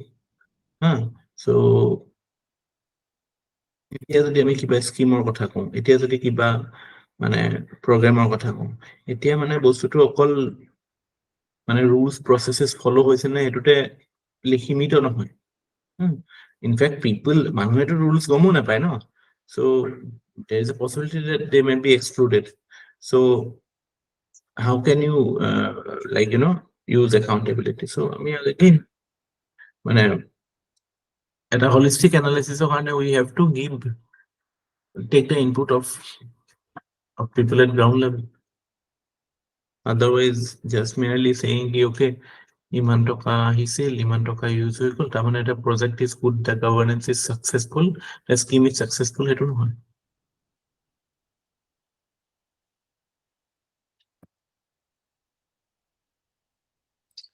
আৰু চবতছে মানে হেৰি you can say the limitation of the traditional concept is that যিটো basic principle of natural justice, there is something called natural justice. You know what is natural justice?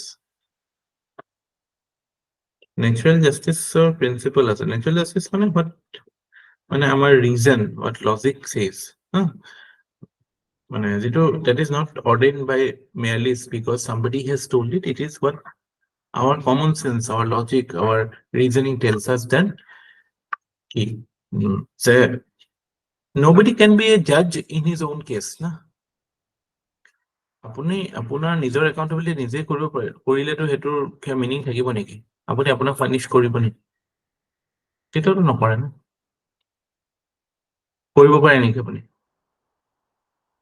Under serious situation you won't. But আমি ইয়াত কি দেখা পাওঁ? ইয়াত দেখা পাওঁ যে government accountability is sought to be enforced by government itself. So governmentor accountability কৰা সেইটো what is all আছে। এইবিলাক CAG, CBC, ECI, এইবিলাকতো গভৰ্ণমেণ্টৰ অৰ্গেনাইজেশ্যন ন। So how can it be effective? So that is why we say the people's participation creates a new dimension to accountability. And in fact, আমাৰ মোদীয়ে কৈছিলে এটা হেৰিয়ত ফোৰামত ক'ত কৈছিল পাহৰি থাকিলো, but there he defined good governance. Good governance তেওঁ কি বুলি কৈছিল? It is pro people, it is proactive, and it is people centric. So এইটো যদি হ'ব লাগে, if governance has to be people centric, then how can it be people centric only in theory?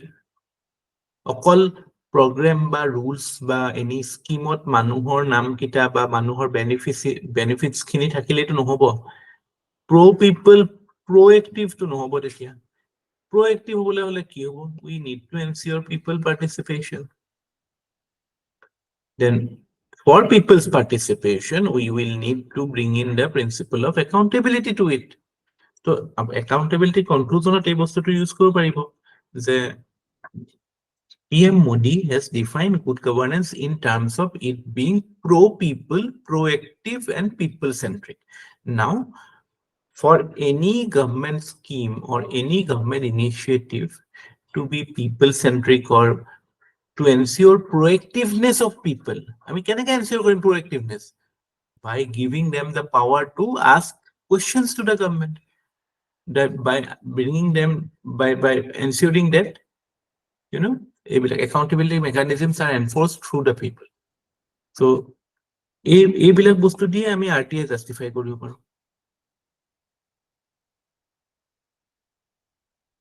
Accountability essential component মানে RTI is essential component. গম পালে না কথাটো? পল্লৱী গম পালে না? স্যাৰ মোৰ নেটৱৰ্কৰ কাৰণে মাজতে ইমান শুনা নাপালো স্যাৰ।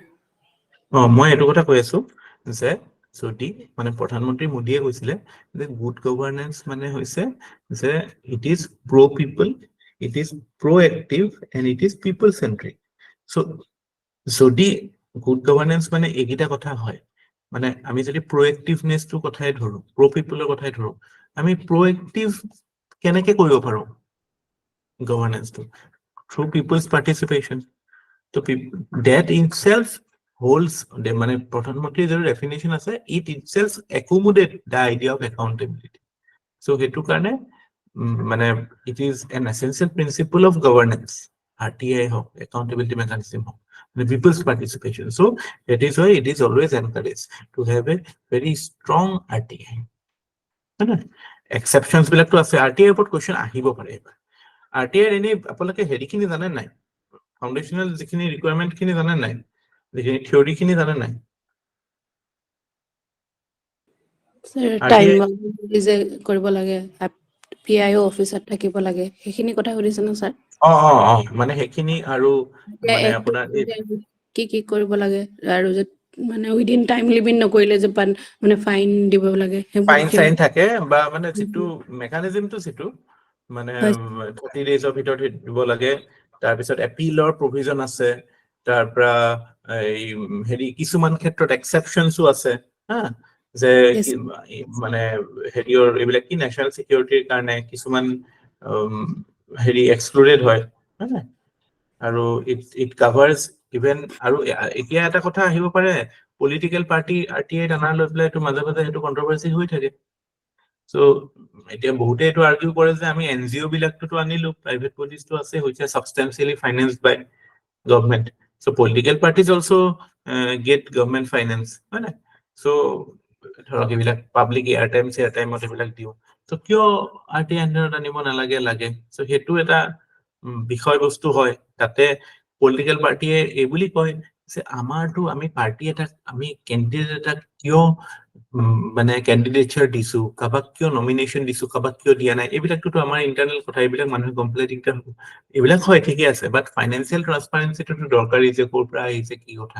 সেইটো ক্ষেত্ৰত it is only a question of matter of time before they are brought in. There is no ethical argument to say that RTI should not cover political parties, because they are a very essential part of society. And they form, ultimately that becomes the basis of governance. So RTI report question আহিব পাৰে। RTI background basic information কিন্তু জানে যে মানে 2005 এক্টটো আহিছিলে, তাৰ পৰা মানে it is, you can say, the realization of Article 19. So Article 19 কৈছে আমাৰ freedom of speech and expression থাকিব, মানে আমি as a citizen of democracy, we are supposed to express. But how can we express if we do not know? So that is a basic logic. যে আমাৰ যদি ইনফৰমেশ্যনে নাথাকে, তেতিয়াহ'লে মানে we cannot ask question, or we cannot have informed opinion. So to have informed opinion, we need information of how our government, of how our public institutions are functioning. So that is the basic object behind Right to Information Act. And so you can say it's obviously duta end. For the people it is empowerment, and for the government it is to promote transparency and accountability.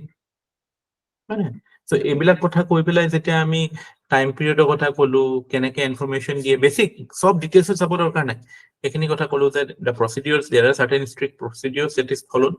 So কেনেকে the format of requisitioning information, the specific time period, then penalty for not giving in time. So all these things are there. At the same time, we can say there are certain exceptions, like exemptions are given to defense forces, national security, personal details. Personal details apni hudibo nware. So এইবিলাক বস্তু আছে. So it ensures that it is a very good mechanism for ensuring that people's empowerment in democracy can be realized, as well as the principle of accountability can be enforced to the government. আগতেতো আমাৰ এইবিলাক আছিল ন, official secret act, তাৰ পৰা আৰু কিবা এখন আছিলে, এইবিলাকেতো হেৰি কৰে, ডিষ্টৰ্ট, মানে under date everything is covered, so that no information comes out.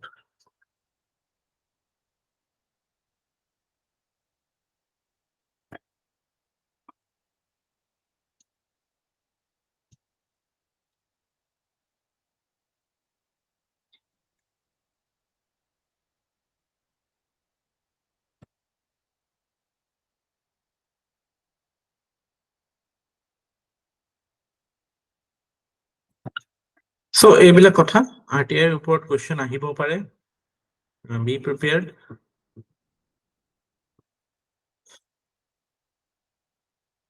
Now comes the types of accountability. Accountability, there are 8 types of accountability that can be discussed here.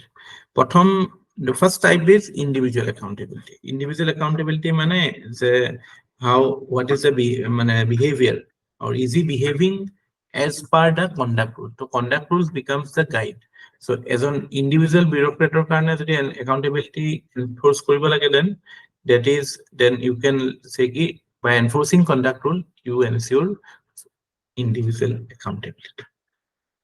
তাৰপিছত আমি যেতিয়া কওঁ যে ফৰ্মেল বা লিগেল একাউণ্টেবিলিটি, তাৰমানে গভৰ্ণমেণ্টৰ accountability বা এডমিনিষ্ট্ৰেশ্যনৰ accountability. In general আমি যিটো মানে একাউণ্টেবিলিটি হেৰি বুলি কওঁ ন, বিভিন্ন ইনষ্টিটিউশ্যন আছে, বিভিন্ন ছেপাৰেশ্যন অফ পাৱাৰ আছে, এইবিলাকে দিছ এনচিয়ৰ্ছ ফৰ্মেল আৰু লিগেল একাউণ্টেবিলিটি। ফৰ্মেল বা লিগেল পালে মানে ইউ আণ্ডাৰষ্টেণ্ড কি it is talking about the whole government, the government as a whole.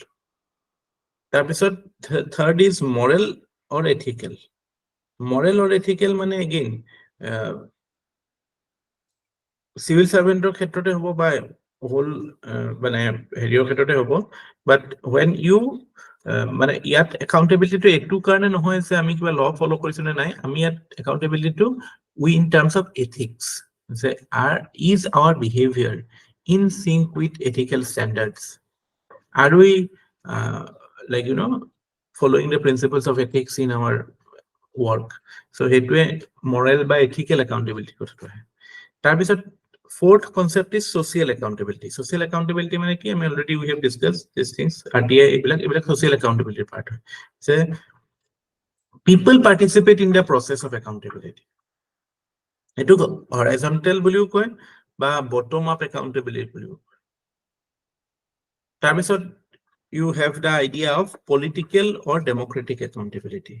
So again, it is for state government বা particular parliament, particular legislature with respect to democracy.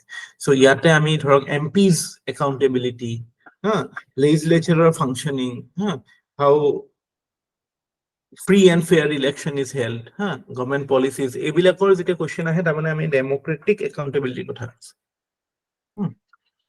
তাৰপিছত financial accountability মানে কি, এইটো again it's a formal mechanism. তো তাতে আমাৰ ধৰক CAGA auditor কথা আছে। তো ইয়াতে মানে আপোনাৰ যিখিনি আমি টেক্স পেয়াৰ্ছ মানি আৰু ইউজিং ইট প্ৰপাৰলি, সেইটো ৰেচপেক্টটো আছে। আৰু লগতে ইনফৰ্মেল এছপেক্টটো আছে ফাইনেন্সিয়েল একাউণ্টেবিলিটি। ইনফৰ্মেল মানে কি, যে are we exercising our wisdom while taking any financial decision? Wisdom, conscience, এইবিলাক যে মানে য'ত নেকি মানে মেলাফাইড ইন্টেনশন বা মেলাফাইড উইজডম যদি দেখা পায়, বা ইগনোৰেঞ্চ অফ অবভিয়াছ থিংছ লাইক যে এনেকুৱা এটা ট্ৰেনজেকশ্যন কৰি দিলো যিটোৰ কাৰণে ধৰক মানে দেশৰ বহুত লছ হৈ গ'ল। এই যে এখন চিনেমাত যে দেখাইছিলে অক্ষয় কুমাৰৰ, কি আছিলে, জাহাজ কিনিছিল যে, ৰুস্তম আছিল নে কি আছিলে? ৰুস্তমে ছাৰ। তো সেই তাতে সেইটো ফাইনেন্সিয়েল একাউণ্টেবিলিটি কথাই দেখাইছিল, যিটো এপ্লিকেশ্যন অফ উইজডম, সেই বস্তুটো থাকে বা নাথাকে কেতিয়াবা। তাৰপিছত next idea is of judicial accountability. Judicial accountability is basically again judiciary as an institution we are talking about. Tate dhorok what are the parameters? Say, is the judiciary independent, autonomy kenekwa, what is the efficiency, case efficiency kenekwa, মানে conviction বা conclude কিমান কৰিব পাৰিছে, case কিমান pending আছে, pending থাকা মানে accountability কম আছে। তাৰপিছত administrative বা bureaucratic accountability, when we talk about that, it is basically accountability of the civil service in general, because it is with respect to its fundamental duty. What is its fundamental duty? It is to translate the policies into action. Policies বিলাক main function of, এবাৰ UPSC আহিছিল যে এই বিউৰোক্ৰেচিৰ main ফাংশনটো কি, policy making নহয়, implementation of policy. মই আপোনাক কৈ আছো ৰ'ব, এইটো কোৱেশ্চনটো কেতিয়া আহিছিলে।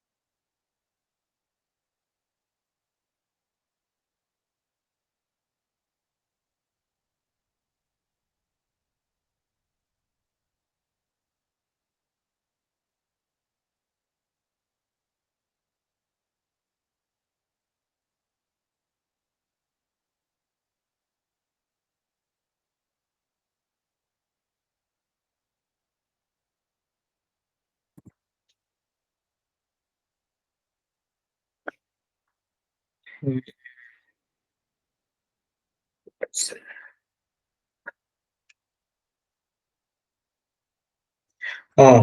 এইটো আহিছিলে in the context of India, which of the following is a characteristic appropriate for bureaucracy? তাতে 4টা অপশন আছিলে: an agency for widening the scope of parliamentary democracy, an agency for strengthening the structure of federalism, an agency for facilitating political stability and economic growth, or an agency for implementation of public policy. So answer is number 4. So permanent executive her, and its main purpose, its main responsibility is to faithfully and efficiently ensure that policies are implemented.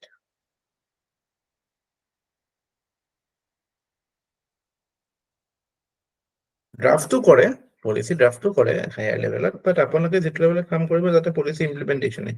So' বিউৰ'ক্ৰেটিক accountability যদি আমি এনচিয়ৰ কৰিব লাগে, তেতিয়াহ'লে সেইটোত when we are talking about bureaucratic accountability or administrative accountability, it means that are we able to translate the policies into action? So again, it will be as per your conduct rules, as per your like norms that you follow in bureaucracy, and as per your values also. আমাৰ যিখিনি civil service values আছে ন, integrity, empathy, compassion, weaker sectionৰ কাৰণে হেৰি concern, transparency, accountability, এই বস্তুবিলাক আমি ফলো কৰিছো নে নাই? So that ensures it. So these are in brief certain, you can say, ways in which accountability can be classified. And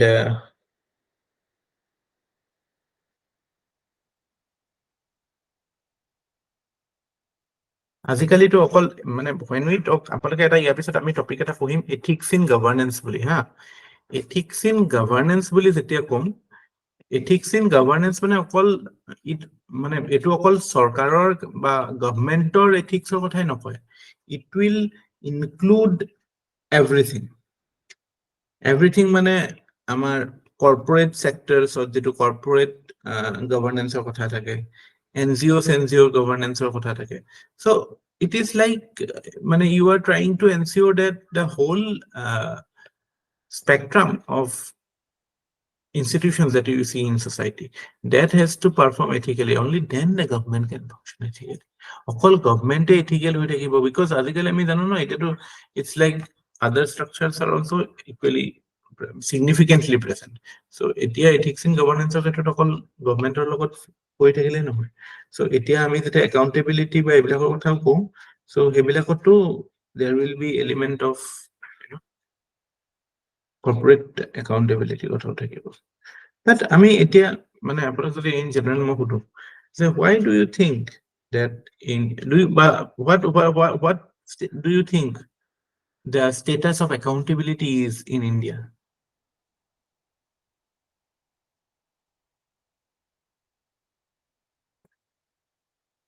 What is the status of accountability in India?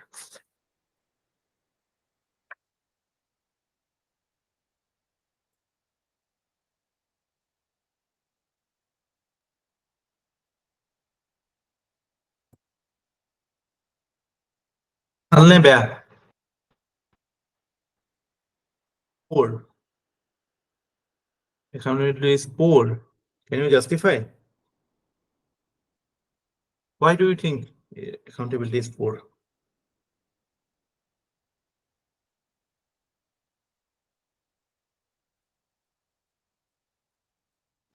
Sir, there are multiple instances, like sir যেনেকে JJM-ৰ যিটো sir আমি এটা যে sir পাইছিলো যে এজন যে engineer যে ধৰিছিলে,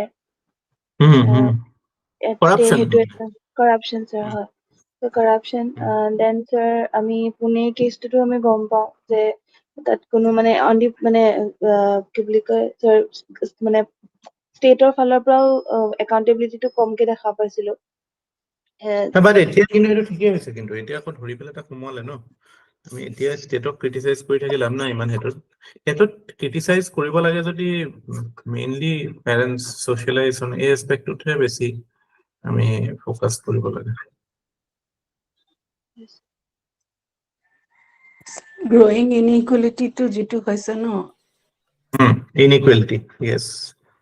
অক্সফেম ৰিপৰ্টত যিটো দেখাইছে, আৰু মানে কৰ্পৰেট ইথিক্সত ক'ৰবাত হয়তো আমাৰ কমি আছে, সেইকাৰণেতো ছাৰ যিটো মানে ৰিচ আৰ গেটিং ৰিচাৰ, আৰু Yes.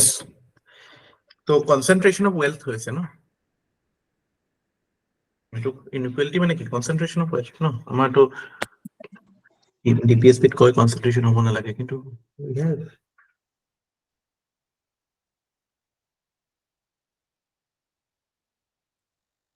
I mean, এটা ইলেকশন চলি আছে, the type of electoral malpractices that we see, criminalization, nexus, corruptionৰ কথাটো কৈছোৱেই, lack of মানে the quality of services to the people in terms of health, education. So এইবিলাক মানে you can say there are মানে various aspects to it. তো ইয়াতে মই highlight কৰিছিলো নেকি ক'ৰবাত,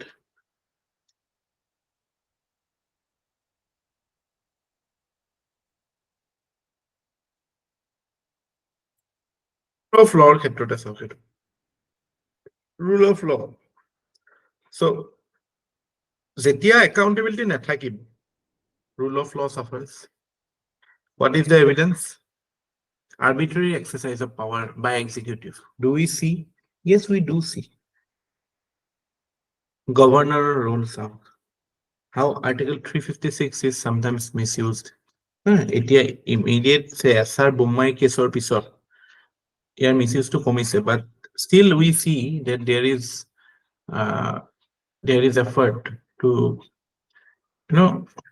make certain Delhi ক্ষেত্ৰতো দেখা পাওঁ নে যে arbitrary exerciseৰ example আমি দেখা পাওঁ, তাৰ পৰা human rights violations, ডেমক্ৰেসি মানে বিভিন্ন ধৰক মানে এক্সটাৰ্নেল এজেন্সিজ বিলাকে বিভিন্ন প্ৰেছ ফ্ৰীডম, ডেমক্ৰেসি এইবিলাকত আমাৰ how they rate us. Again, it is questionable parameter, but still if those things cannot be negated fully, or you can just cannot totally ignore it, there is some truth to it. So that itself shows that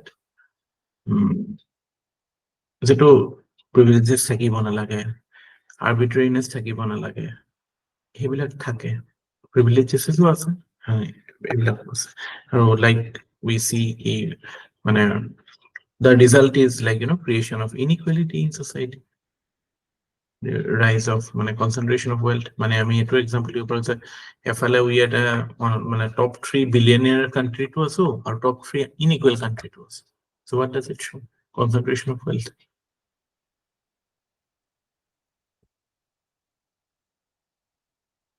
But certain things are also good. কিছুমান ভালো আছে, যে মানে we need to have certain good examples, good manifestation of example কিছুমান লাগে, like say we are right now a country with কিমান এটা 5th largest or 4th largest economy, এতিয়া 5th largest নেকি no in terms of GDP.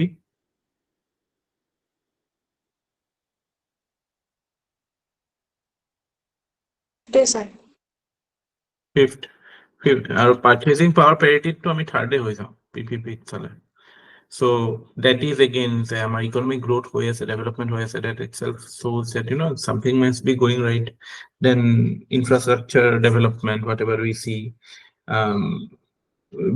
মানে যদিও there are issues with elections, but in general we can say election in India is free and fair. So মানে এতিয়া আমি ক'ব নোৱাৰো যে election is rigged election টো নহয় ইণ্ডিয়াত, আমি গোটেই যদি holistically চাওঁ, তাৰপিছত বিভিন্ন স্কিমছৰ ইমপ্লিমেন্টেশ্যনৰ ক্ষেত্ৰত যদি চাওঁ, স্বচ্ছ ভাৰতে হওক বা এইবিলাক হেৰি আপোনাৰ কি কয় এইটো GST CST এইবিলাকৰ ক্ষেত্ৰত আমি পজিটিভিটি দেখা পাওঁ, পঞ্চায়ত এম্পাৱাৰমেণ্ট অফ পঞ্চায়ত এইবিলাকৰ ক্ষেত্ৰত পজিটিভিটি দেখা পাওঁ।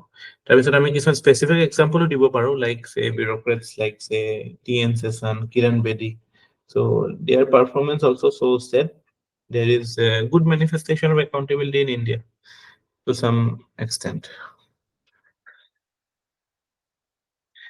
আৰু আৰু স্যাৰ reform আনিছে আমি যে শিকিব পাৰিম স্যাৰ হা ই গভৰ্নেন্সৰ থ্ৰুৱেদি যিবোৰ ৰিফৰ্মছ আনিছে একাউণ্টেবিলিটি বঢ়াবৰ কাৰণে সেইবিলাক আমি ইয়াতে কলো নহয় এই যে গুড লেজিসলেশ্যনৰ কথাটো মানে গুড গভৰ্নেন্সৰ গুড লেজিসলেশ্যনৰ থ্ৰুদি তাতে এইবিলাক ইনক্লুড কৰি দিব পাৰি ই গভৰ্নেন্সৰ থ্ৰুদি আমি এইবিলাক আনিছো তাৰপিছত আৰু এইবিলাক মানে জেনেৰেলি মানে because the image of India has improved in the world. Agote India was a pushover. Nobody bothered. Even nobody knew where India was in the world map. Hardly any people knew, at least not in the West and developed world. But now you cannot ignore India. Na? All the world leaders we have seen in the last 2-3 decades have visited India every now and then. So India's image in the world is changing, and that is also a manifestation of accountability. Yes, India is a legitimate power, legitimacy কথাটো linked হৈ যায়, responsible power টো কথা linked হৈ যায়। তো অকল বোলে সব বেয়া inequality হৈছে এনেকুৱা কথা নহয় ন আমাৰ মানে বস্তুটো according to situation we have to justify it. But এইটো ঠিক যে মানে whenever we see corruption, whenever we see say obstruction of truth, government report publish নকৰে গভৰ্নমেন্টে কিছুমান মানে ডাটা নিদিয়ে ডাটা কিছুমান নাই আমাৰ সেন্সাস নহয় so it appears like there is a deliberate attempt to or deliberate attempt বুলি নহলে আমি এনেকৈ ক'ব পাৰো যে lack of sufficient government data also indicates that there is মানে truth is not so obvious for us to see so that creates doubt in people's mind with regard to accountability.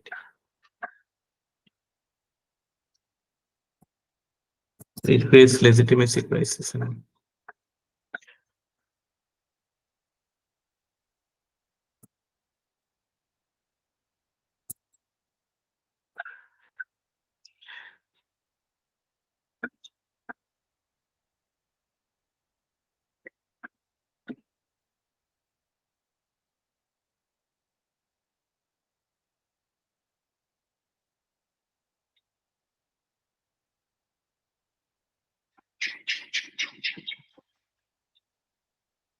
So আমি যে এইবিলাক যে দেখা পাওঁ the problems in terms of say corruption in terms of inefficiency এটা তাতে main reason to সেইটোৱে যে the traditional mechanisms have not worked. The accountability institutions have remained ineffective. তাৰপিছত আৰু লগতে এইটো ক'ব পাৰো যে the bureaucracy or the civil servant who were supposed to be the vanguard or কি বুলি কৈছিল হেৰিয়ে বল্লভভাই পেটেলে কি কৈছিলে বেকবোন steel frame বুলি কৈছিল জানো so this steel frame has rusted according to many মামৰ ধৰিছে because they are supposed to be more responsible more responsive to people's need but their conduct still remains colonial হয় আমি কি দেখা পাওঁ তেওঁলোকৰ মানে এইবিলাক মেন্টালিটি দেখা পাওঁ ন হাই হ্যান্ডেডনেস my bap culture elitist culture মানে elitist orientation but they are complacency so এইবিলাকৰ কাৰণে মানে এটো again there will be exceptions to it but generally speaking we can say it for a fact that মানে এটো in fact এইবিলাক আপোনালোকে মোদীৰ গাত ৰাখি পেলাই ক'ব কথা the prime minister highlighted that there are issues with bureaucracy like এইবিলাক প্ৰধানমন্ত্ৰীয়ে কৈছিল তো so bureaucracy criticize কৰিবলৈ হলে সদায় মোদীৰ নামটো আনি পেলাই কৰিব নহলে উঠিব পাৰে যে আপুনি কেলে এইটো চাকৰিলে কেলে আহিছে but we know the weaknesses we know the limitations we know where we need to work.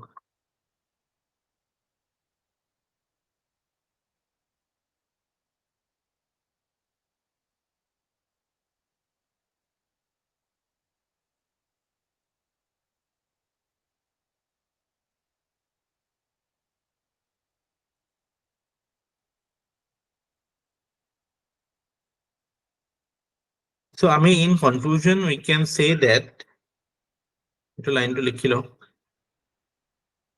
I'll give you a good statement.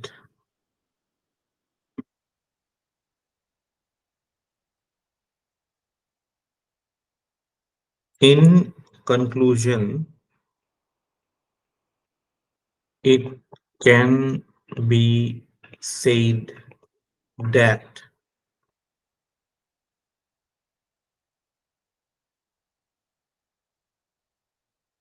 one common thread in governance is quality of behavior.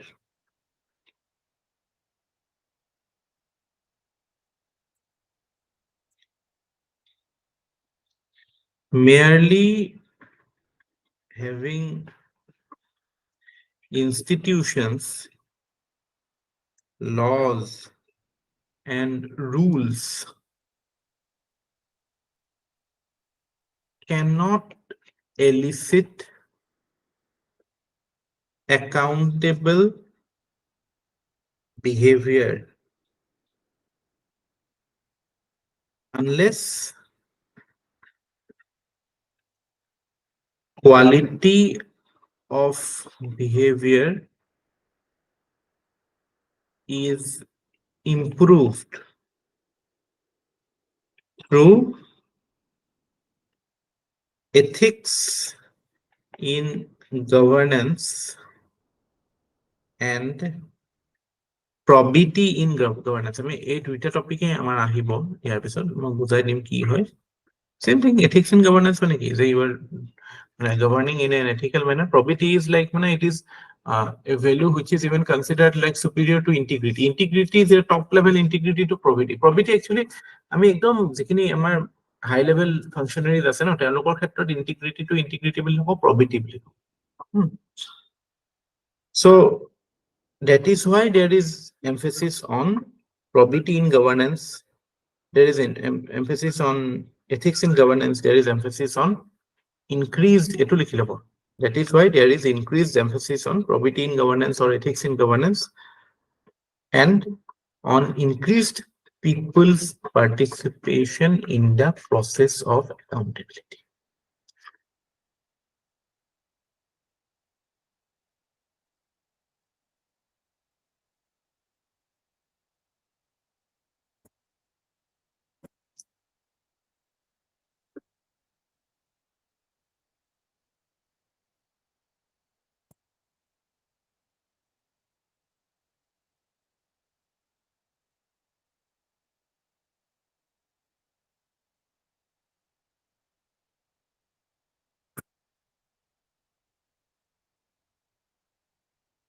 Done? Are you done? Yes, sir. আচ্ছা এতিয়া কিছুমানে আমাৰ accountability institutions কিছুমানৰ কথা এনে just থুলমুলকে জানি থোৱাটো ভাল এখিনিতে আমাৰ যেটো CAG আছে what is its মানে CAG to কি কৰে it is আমাৰ যেটো formal accountability কথা কৈছিলো ন formal বা legal accountability overall the accountability ensure কৰা institution আছে that is CAG so it audit all finances of the government it can do suo moto audit মানে কোনো order নালাগে ওপৰৰ পৰা it can do it মানুহে যদি citizen complaint দিব পাৰে নেকি মানে complaintor basis audit কৰিব পাৰে নেকি নাই এনেকুৱা কোনো mechanism নাই power it is recommendatory so a formal and legal that is its limitation actually because when it is formal or legal that means people's participation to it cannot ensure CVC again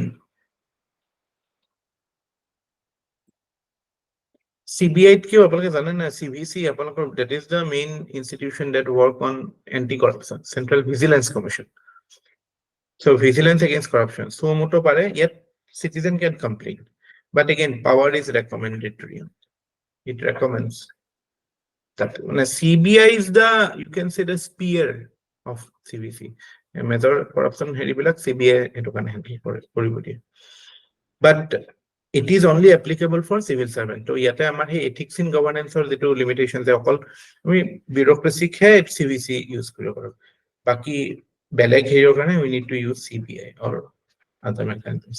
So CVC, that is one institution, and CBI to কেনেকুৱা হয়, it is the apex investigating agency against corruption and crime in India.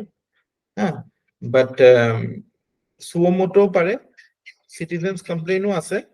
It has power to punish, নিজৰ designated courts আছে, নিজৰ trial and punishment system আছে, but the major issue with it is that lack of independence. Caged parrot বুলি কৈছিল নহয় supreme কোৰ্টে মাজতে, মানে administrative কৰাপশ্যনৰ ক্ষেত্ৰতে তেওঁলোক ব্যস্ত থাকে। চ' পলিটিকেল কৰাপশ্যন এইবিলাকলৈতো নাযায়। এতিয়া পলিটিকেল পাৰ্টি ফাণ্ডিং লৈ পেলাইতো এইবিলাকত দেখিছে নেকি CBI ইনকুৱাৰী নহয়? এতিয়া CBI যোৱা আৰম্ভ কৰিছে বাৰু, এতিয়া হৈছে, বাট সেইটো এটা পলিটিকেল ভেষ্টেড ইণ্টাৰেষ্ট আছে ন, সেইটো অকল এটা পাৰ্টিৰ এগেইনষ্টহে হৈ থাকে। So that is the main limitation to it. It lacks independence. তাৰপিছত লোকপালকে তো আমাৰ টাইমত আমি যেতিয়া প্ৰিপাৰেশ্যন আৰম্ভ কৰি আছিলো একদম, এইটো কেনেকুৱা আৰু কি আছিল, India against corruption movement, Anna Hazare movement, তেতিয়াতো এনেকুৱা লাগিছিল যে এখন ইণ্ডিয়া বেলেগে হৈ যাব নেকি, কৰাপশ্যন কোনেও কৰিব নোৱাৰিব নেকি। বাট ক'ত আন্না হাজাৰে, ক'ত লোকপাল পেপাৰত লাষ্ট এক বছৰত কেতিয়াবা লোকপাল শব্দটো দেখা পাইছেনে পেপাৰত? দেখা পাইছেনে কেতিয়াবা? এপইণ্ট হৈছিলে তেতিয়া দেখা স্যাৰ। নতুন পিনাকি চাহ নেকি, পিনাকি ঘোষ নেকি, তেওঁৰ জেগাত কোনোবা এতিয়া নতুন আহিছে নেকি? তো চাওক, ইমান গোটেই পৃথিৱীখন বন্ধ কৰি, মানে ইণ্ডিয়াখন গোটেই ৰখাই দিছিল সেইটো সময়তে। মনত আছে এবাৰ মই এইটো মানে দিল্লীলৈ গৈ আছো, ইমান দিগদাৰ পাইছো, ইফালৰ পৰা সিফাল যাব পৰা নাই, গোটেইখন মানে হেৰি হৈ আছে, এনেকুৱা লাগিছে যে মানে আকৌ স্বাধীনতা যুদ্ধ টাইপে লাগিছে। মানুহবিলাকে সেইটোৰ ৰিজাল্টটো আম আদমি পাৰ্টি ওলাল বাৰু, সেইটো পলিটিকেল সেইটোৱে পালে, সিহঁতে ভেলুটো সেইটোৱে পালে। আদাৰৱাইজ সেইটো সময়ত কেনেকুৱা ৱেভ আছিলে, এনেকুৱা লাগিছে যে মানে গোটেই দেশ শুদ্ধ হৈ যাব মানে এতিয়া।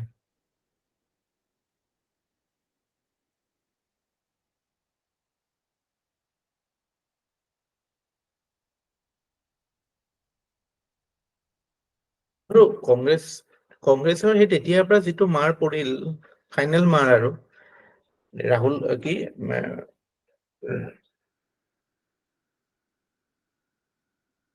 ৰাজীৱ গান্ধীৰ পিছৰ পৰা কংগ্ৰেছ ডাউনফল হৈ আছে, কেতিয়াও ইণ্ডিপেণ্ডেণ্ট মেজৰিটি পোৱাই নাই। বিভিন্ন মানে এক্সপাৰ্ট, মানে পলিটিকেল এক্সপাৰ্টে কয় যে যেতিয়া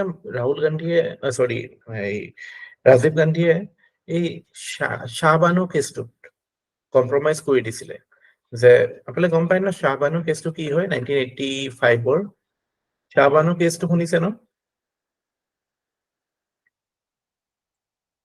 শ্বাহবানু কেছত যে মুছলিম women will get the compensation in case of divorce. So to appease the Muslims, Rajiv Gandhi brought in a legislation to ensure the status quo that was existing before Shahbanu. So এইটো এটা হেৰি কৰিলে, তাৰ পৰাই kind of মানে downfall হ'ল, যে য'ত নেকি মানে গোটেই পলাৰাইজেশ্যনটো এভিডেণ্ট হৈ গ'ল। চ' সেই ইন্দিৰা গান্ধী মৰাৰ পিছততো কেতিয়াও মেজৰিটি ভোট নাইয়ে পোৱা। চ' সিহঁতৰ ছাপোৰ্ট নাইকিয়া হৈ গ'ল সেইটো হিচাপত। সেনেকে লাহে লাহে সিহঁতৰ মানে ইণ্ডিপেণ্ডেণ্টলি মানে 150টা চিটৰ ওপৰততো কেতিয়াও পোৱাই নাই তাৰপিছত। চ' সেইটো কমি গ'ল ন, লেজিটিমেচিটো কমি গ'ল। তাৰপিছত যেতিয়া ফাইনেল লোকপালৰ সময় আহিলে, তেতিয়ালৈতো মানে ইট ৱাজ লাইক কি কংগ্ৰেছৰ নিচিনা corrupt organisation, corrupt political party ক'তো নাই। বাট কৰাপশ্যনৰ যদি কম্পিটিশ্যন হয়, তেতিয়াহ'লে সেইটোতো বহুত টাফ ফাইট দিব ন। বহুত ভাল ফাইটাৰ আছে কৰাপশ্যনত। কৰাপশ্যনটো ইমান ইজি গেম নহয় ন, বহুত ভাল প্লেয়াৰ আছে সেইটোত, কম্পিটিশ্যন বহুত। তো এতিয়া আপোনালোকৰ 70,000 APSC দি আছে, কিন্তু কম্পিটিশ্যন 7,000ৰো নহয়, হাৰ্ডলি 2,000 বা 1,000 মানৰ মাজত কম্পিটিশ্যন হৈছে। তাত 70,000 যদি কম্পিট কৰে, 70,000 একদম ইকুৱেলি কম্পিটেণ্ট। তো লোকপালৰ লিমিটেশ্যনটো সেইটো যে sorry, মানে originality to সেইটো আছিলে যে it was supposed to be the anti-corruption, মানে CBI আৰু CVC যিটো লিমিটেশন আছে যে অকল এডমিনিষ্ট্ৰেশ্যনৰ এগেইনষ্টে পাৰে, এইটো it could include also political corruption. So supposedly it was even the prime minister could be মানে tried, judged, মানে charged under it. So suo moto action, can it take? No, it cannot take suo moto action. There has to be complaint.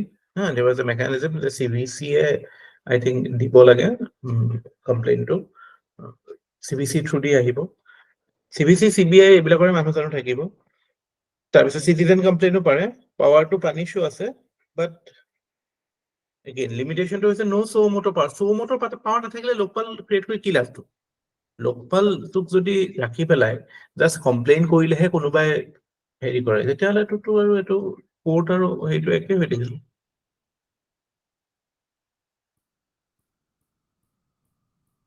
তাৰপিছত we have the Human Rights Commission, National Human Rights Commission, এইটো again that is for protection of human rights. তাতে it can take suo moto action, human NHRC.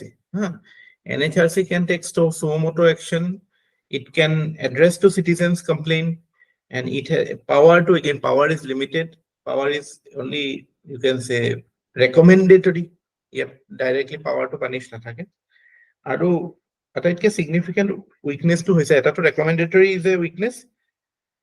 Second weakness is that NHRC hawk by State Human Rights Commission hawk, they can only look into violations related to the last year only. One এবছৰৰ আগৰ পিৰিয়ডৰ হয়, এনেকুৱা নহয় যে বহুত আগৰ পাৰিব। এতিয়া ধৰক মণিপুৰত কেইবছৰ যিমানটো হৈ গ'ল, তো এতিয়াতো টাইম গুচি গ'ল, 1 বছৰ হৈ গ'ল, তো সেই যোৱা মে মাহৰ যিখিনি গণ্ডগোল আছিল 2023 সেইখিনি নোৱাৰে।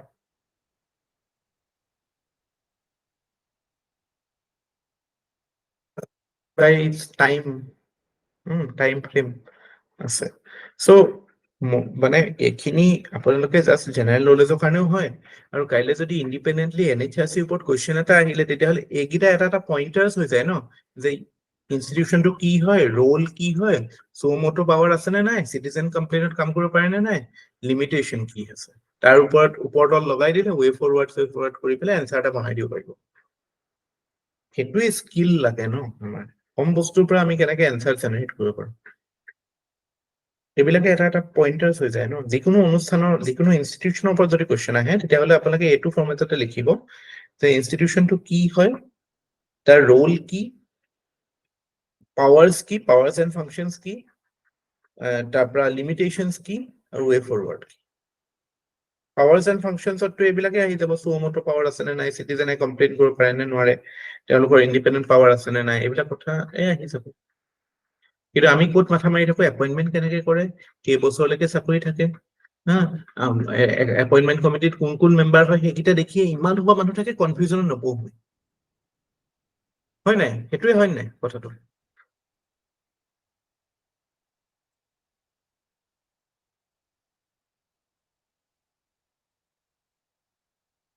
হয়নে নহয়? যদি নহয়তো ভাল কথা, বাট এইটোত আপোনালোকে মাথা মাৰি থাকিব যে অ'কে CAG এপইণ্টমেণ্টৰ কমিটিত কোন কোন থাকে, CBCত কোন কোন থাকে, এইবিলাক চবতে কনফিউজ হ'ব, ক'ৰবাত কিবা থাকিব, ক'ৰবাত কিবা থাকিব। অকণমান জানিব পাৰিলে ভাল কথা, কিন্তু এইখিনি কথা জানিও আমি বহুতখিনি এনচাৰ কৰি দিব পাৰোঁ।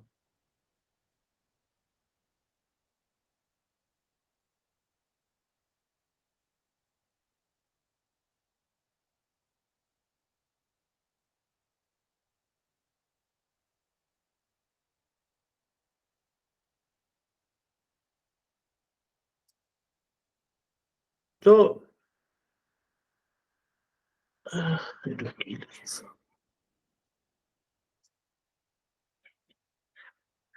লোকপালৰ লগতে CBC CBIৰ হেৰিটো থাকে, CBC they assist, CBI and CBC assist Lokpal PM, MPs, ministers, group A, B, C, D, civil servant, মানে class 1, class 2, class 3, class 4 সব হয়। CBC অকল central government employees, group A and B. CBI all central government employees. CBI draws its power from Delhi Special Police Establishment Act, to pre-independence era act এখন আছে।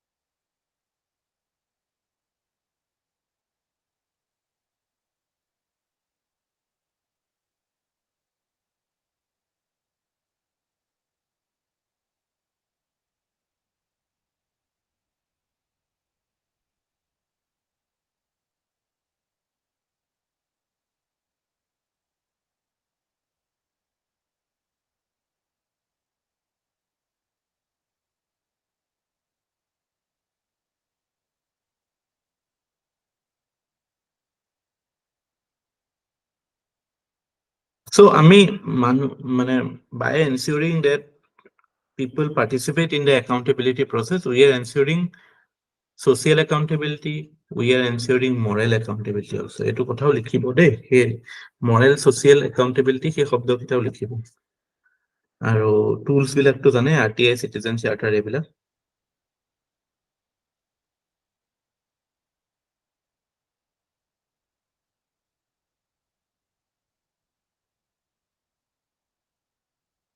মই ক'বাত আগতে লিখিছো নেকি, truth is the foundation of governance. Truth is the foundation of governance.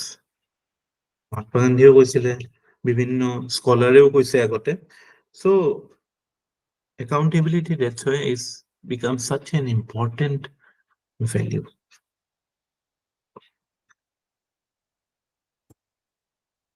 Whenever, if you are trying to hide truth, then all your good things are also forgotten.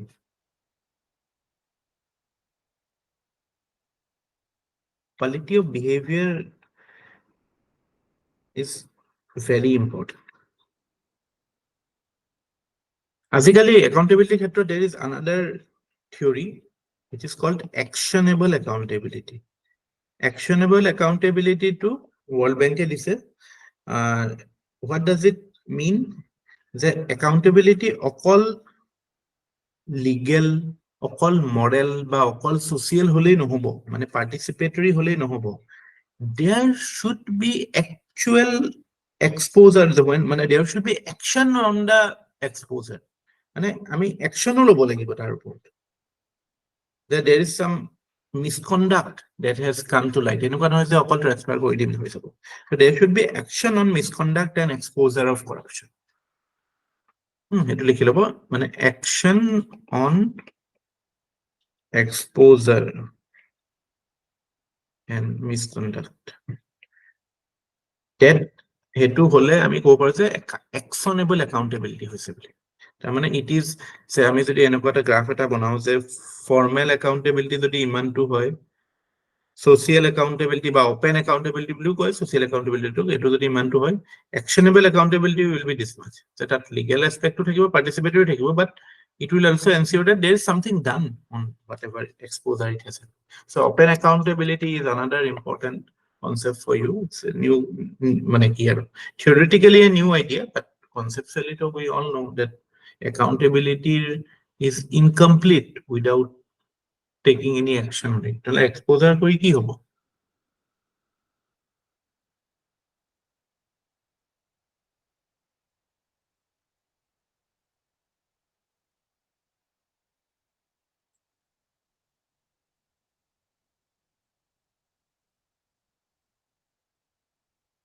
Actually, accountability to আমি responsibility লগত তুলনা কৰো, আৰু responsibility to is like a moral obligation. Moral obligation কিয় আহিছে? আজি যদি মই এটা অফিসত বোলে কেৰানি হয়, বা এটা অফিসৰ যদি মই বোলে সুইপাৰ হয়, বা একদম ফোৰ্থ গ্ৰেডৰ পোস্ট এটা থাকে, তেতিয়া মোৰ ৰেসপন্সিবিলিটি কথাটো নাহে, বিকজ মোৰ অথৰিটিও নাথাকে। But য'ত মই I have a position of authority, automatically that moral obligation will come for being responsible. So you can say that responsibility but accountability is like a moral obligation created due to your position of authority. So in that capacity, we can say that it is like a self accountability. যেটো আমি already আমি সেইটো যেটো হেৰিয়ত আমি কৈছোৱেই এই আগতে এই হেৰি পঢ়োতে কৈছোৱেই যে self accountability is more permanent. It is because it is coming from within. So it is something which can bring concrete changes.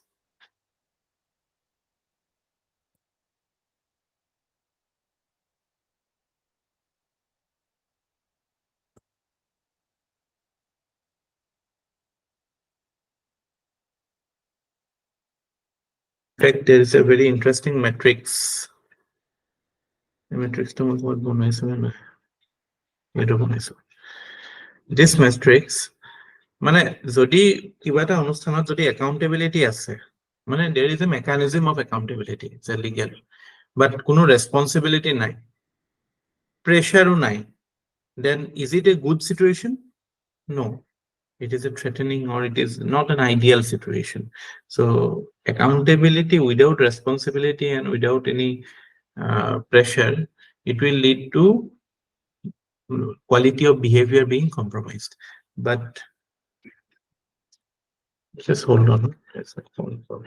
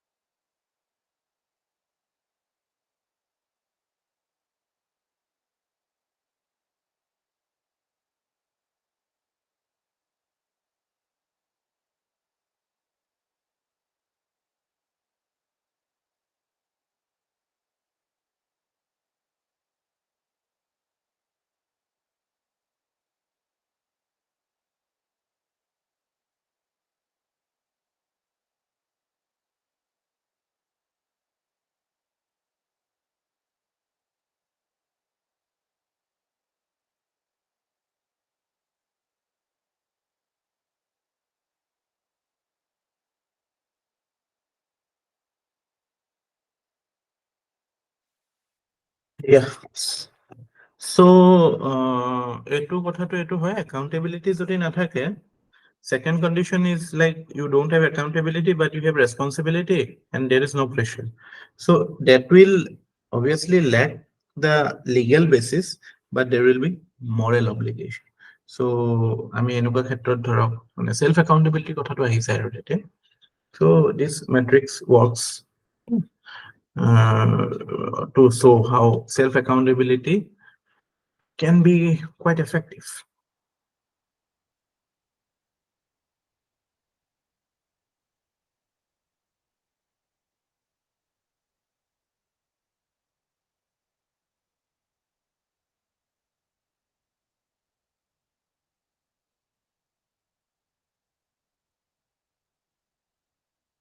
Any questions? বুজি পাইছেনে বস্তুটো?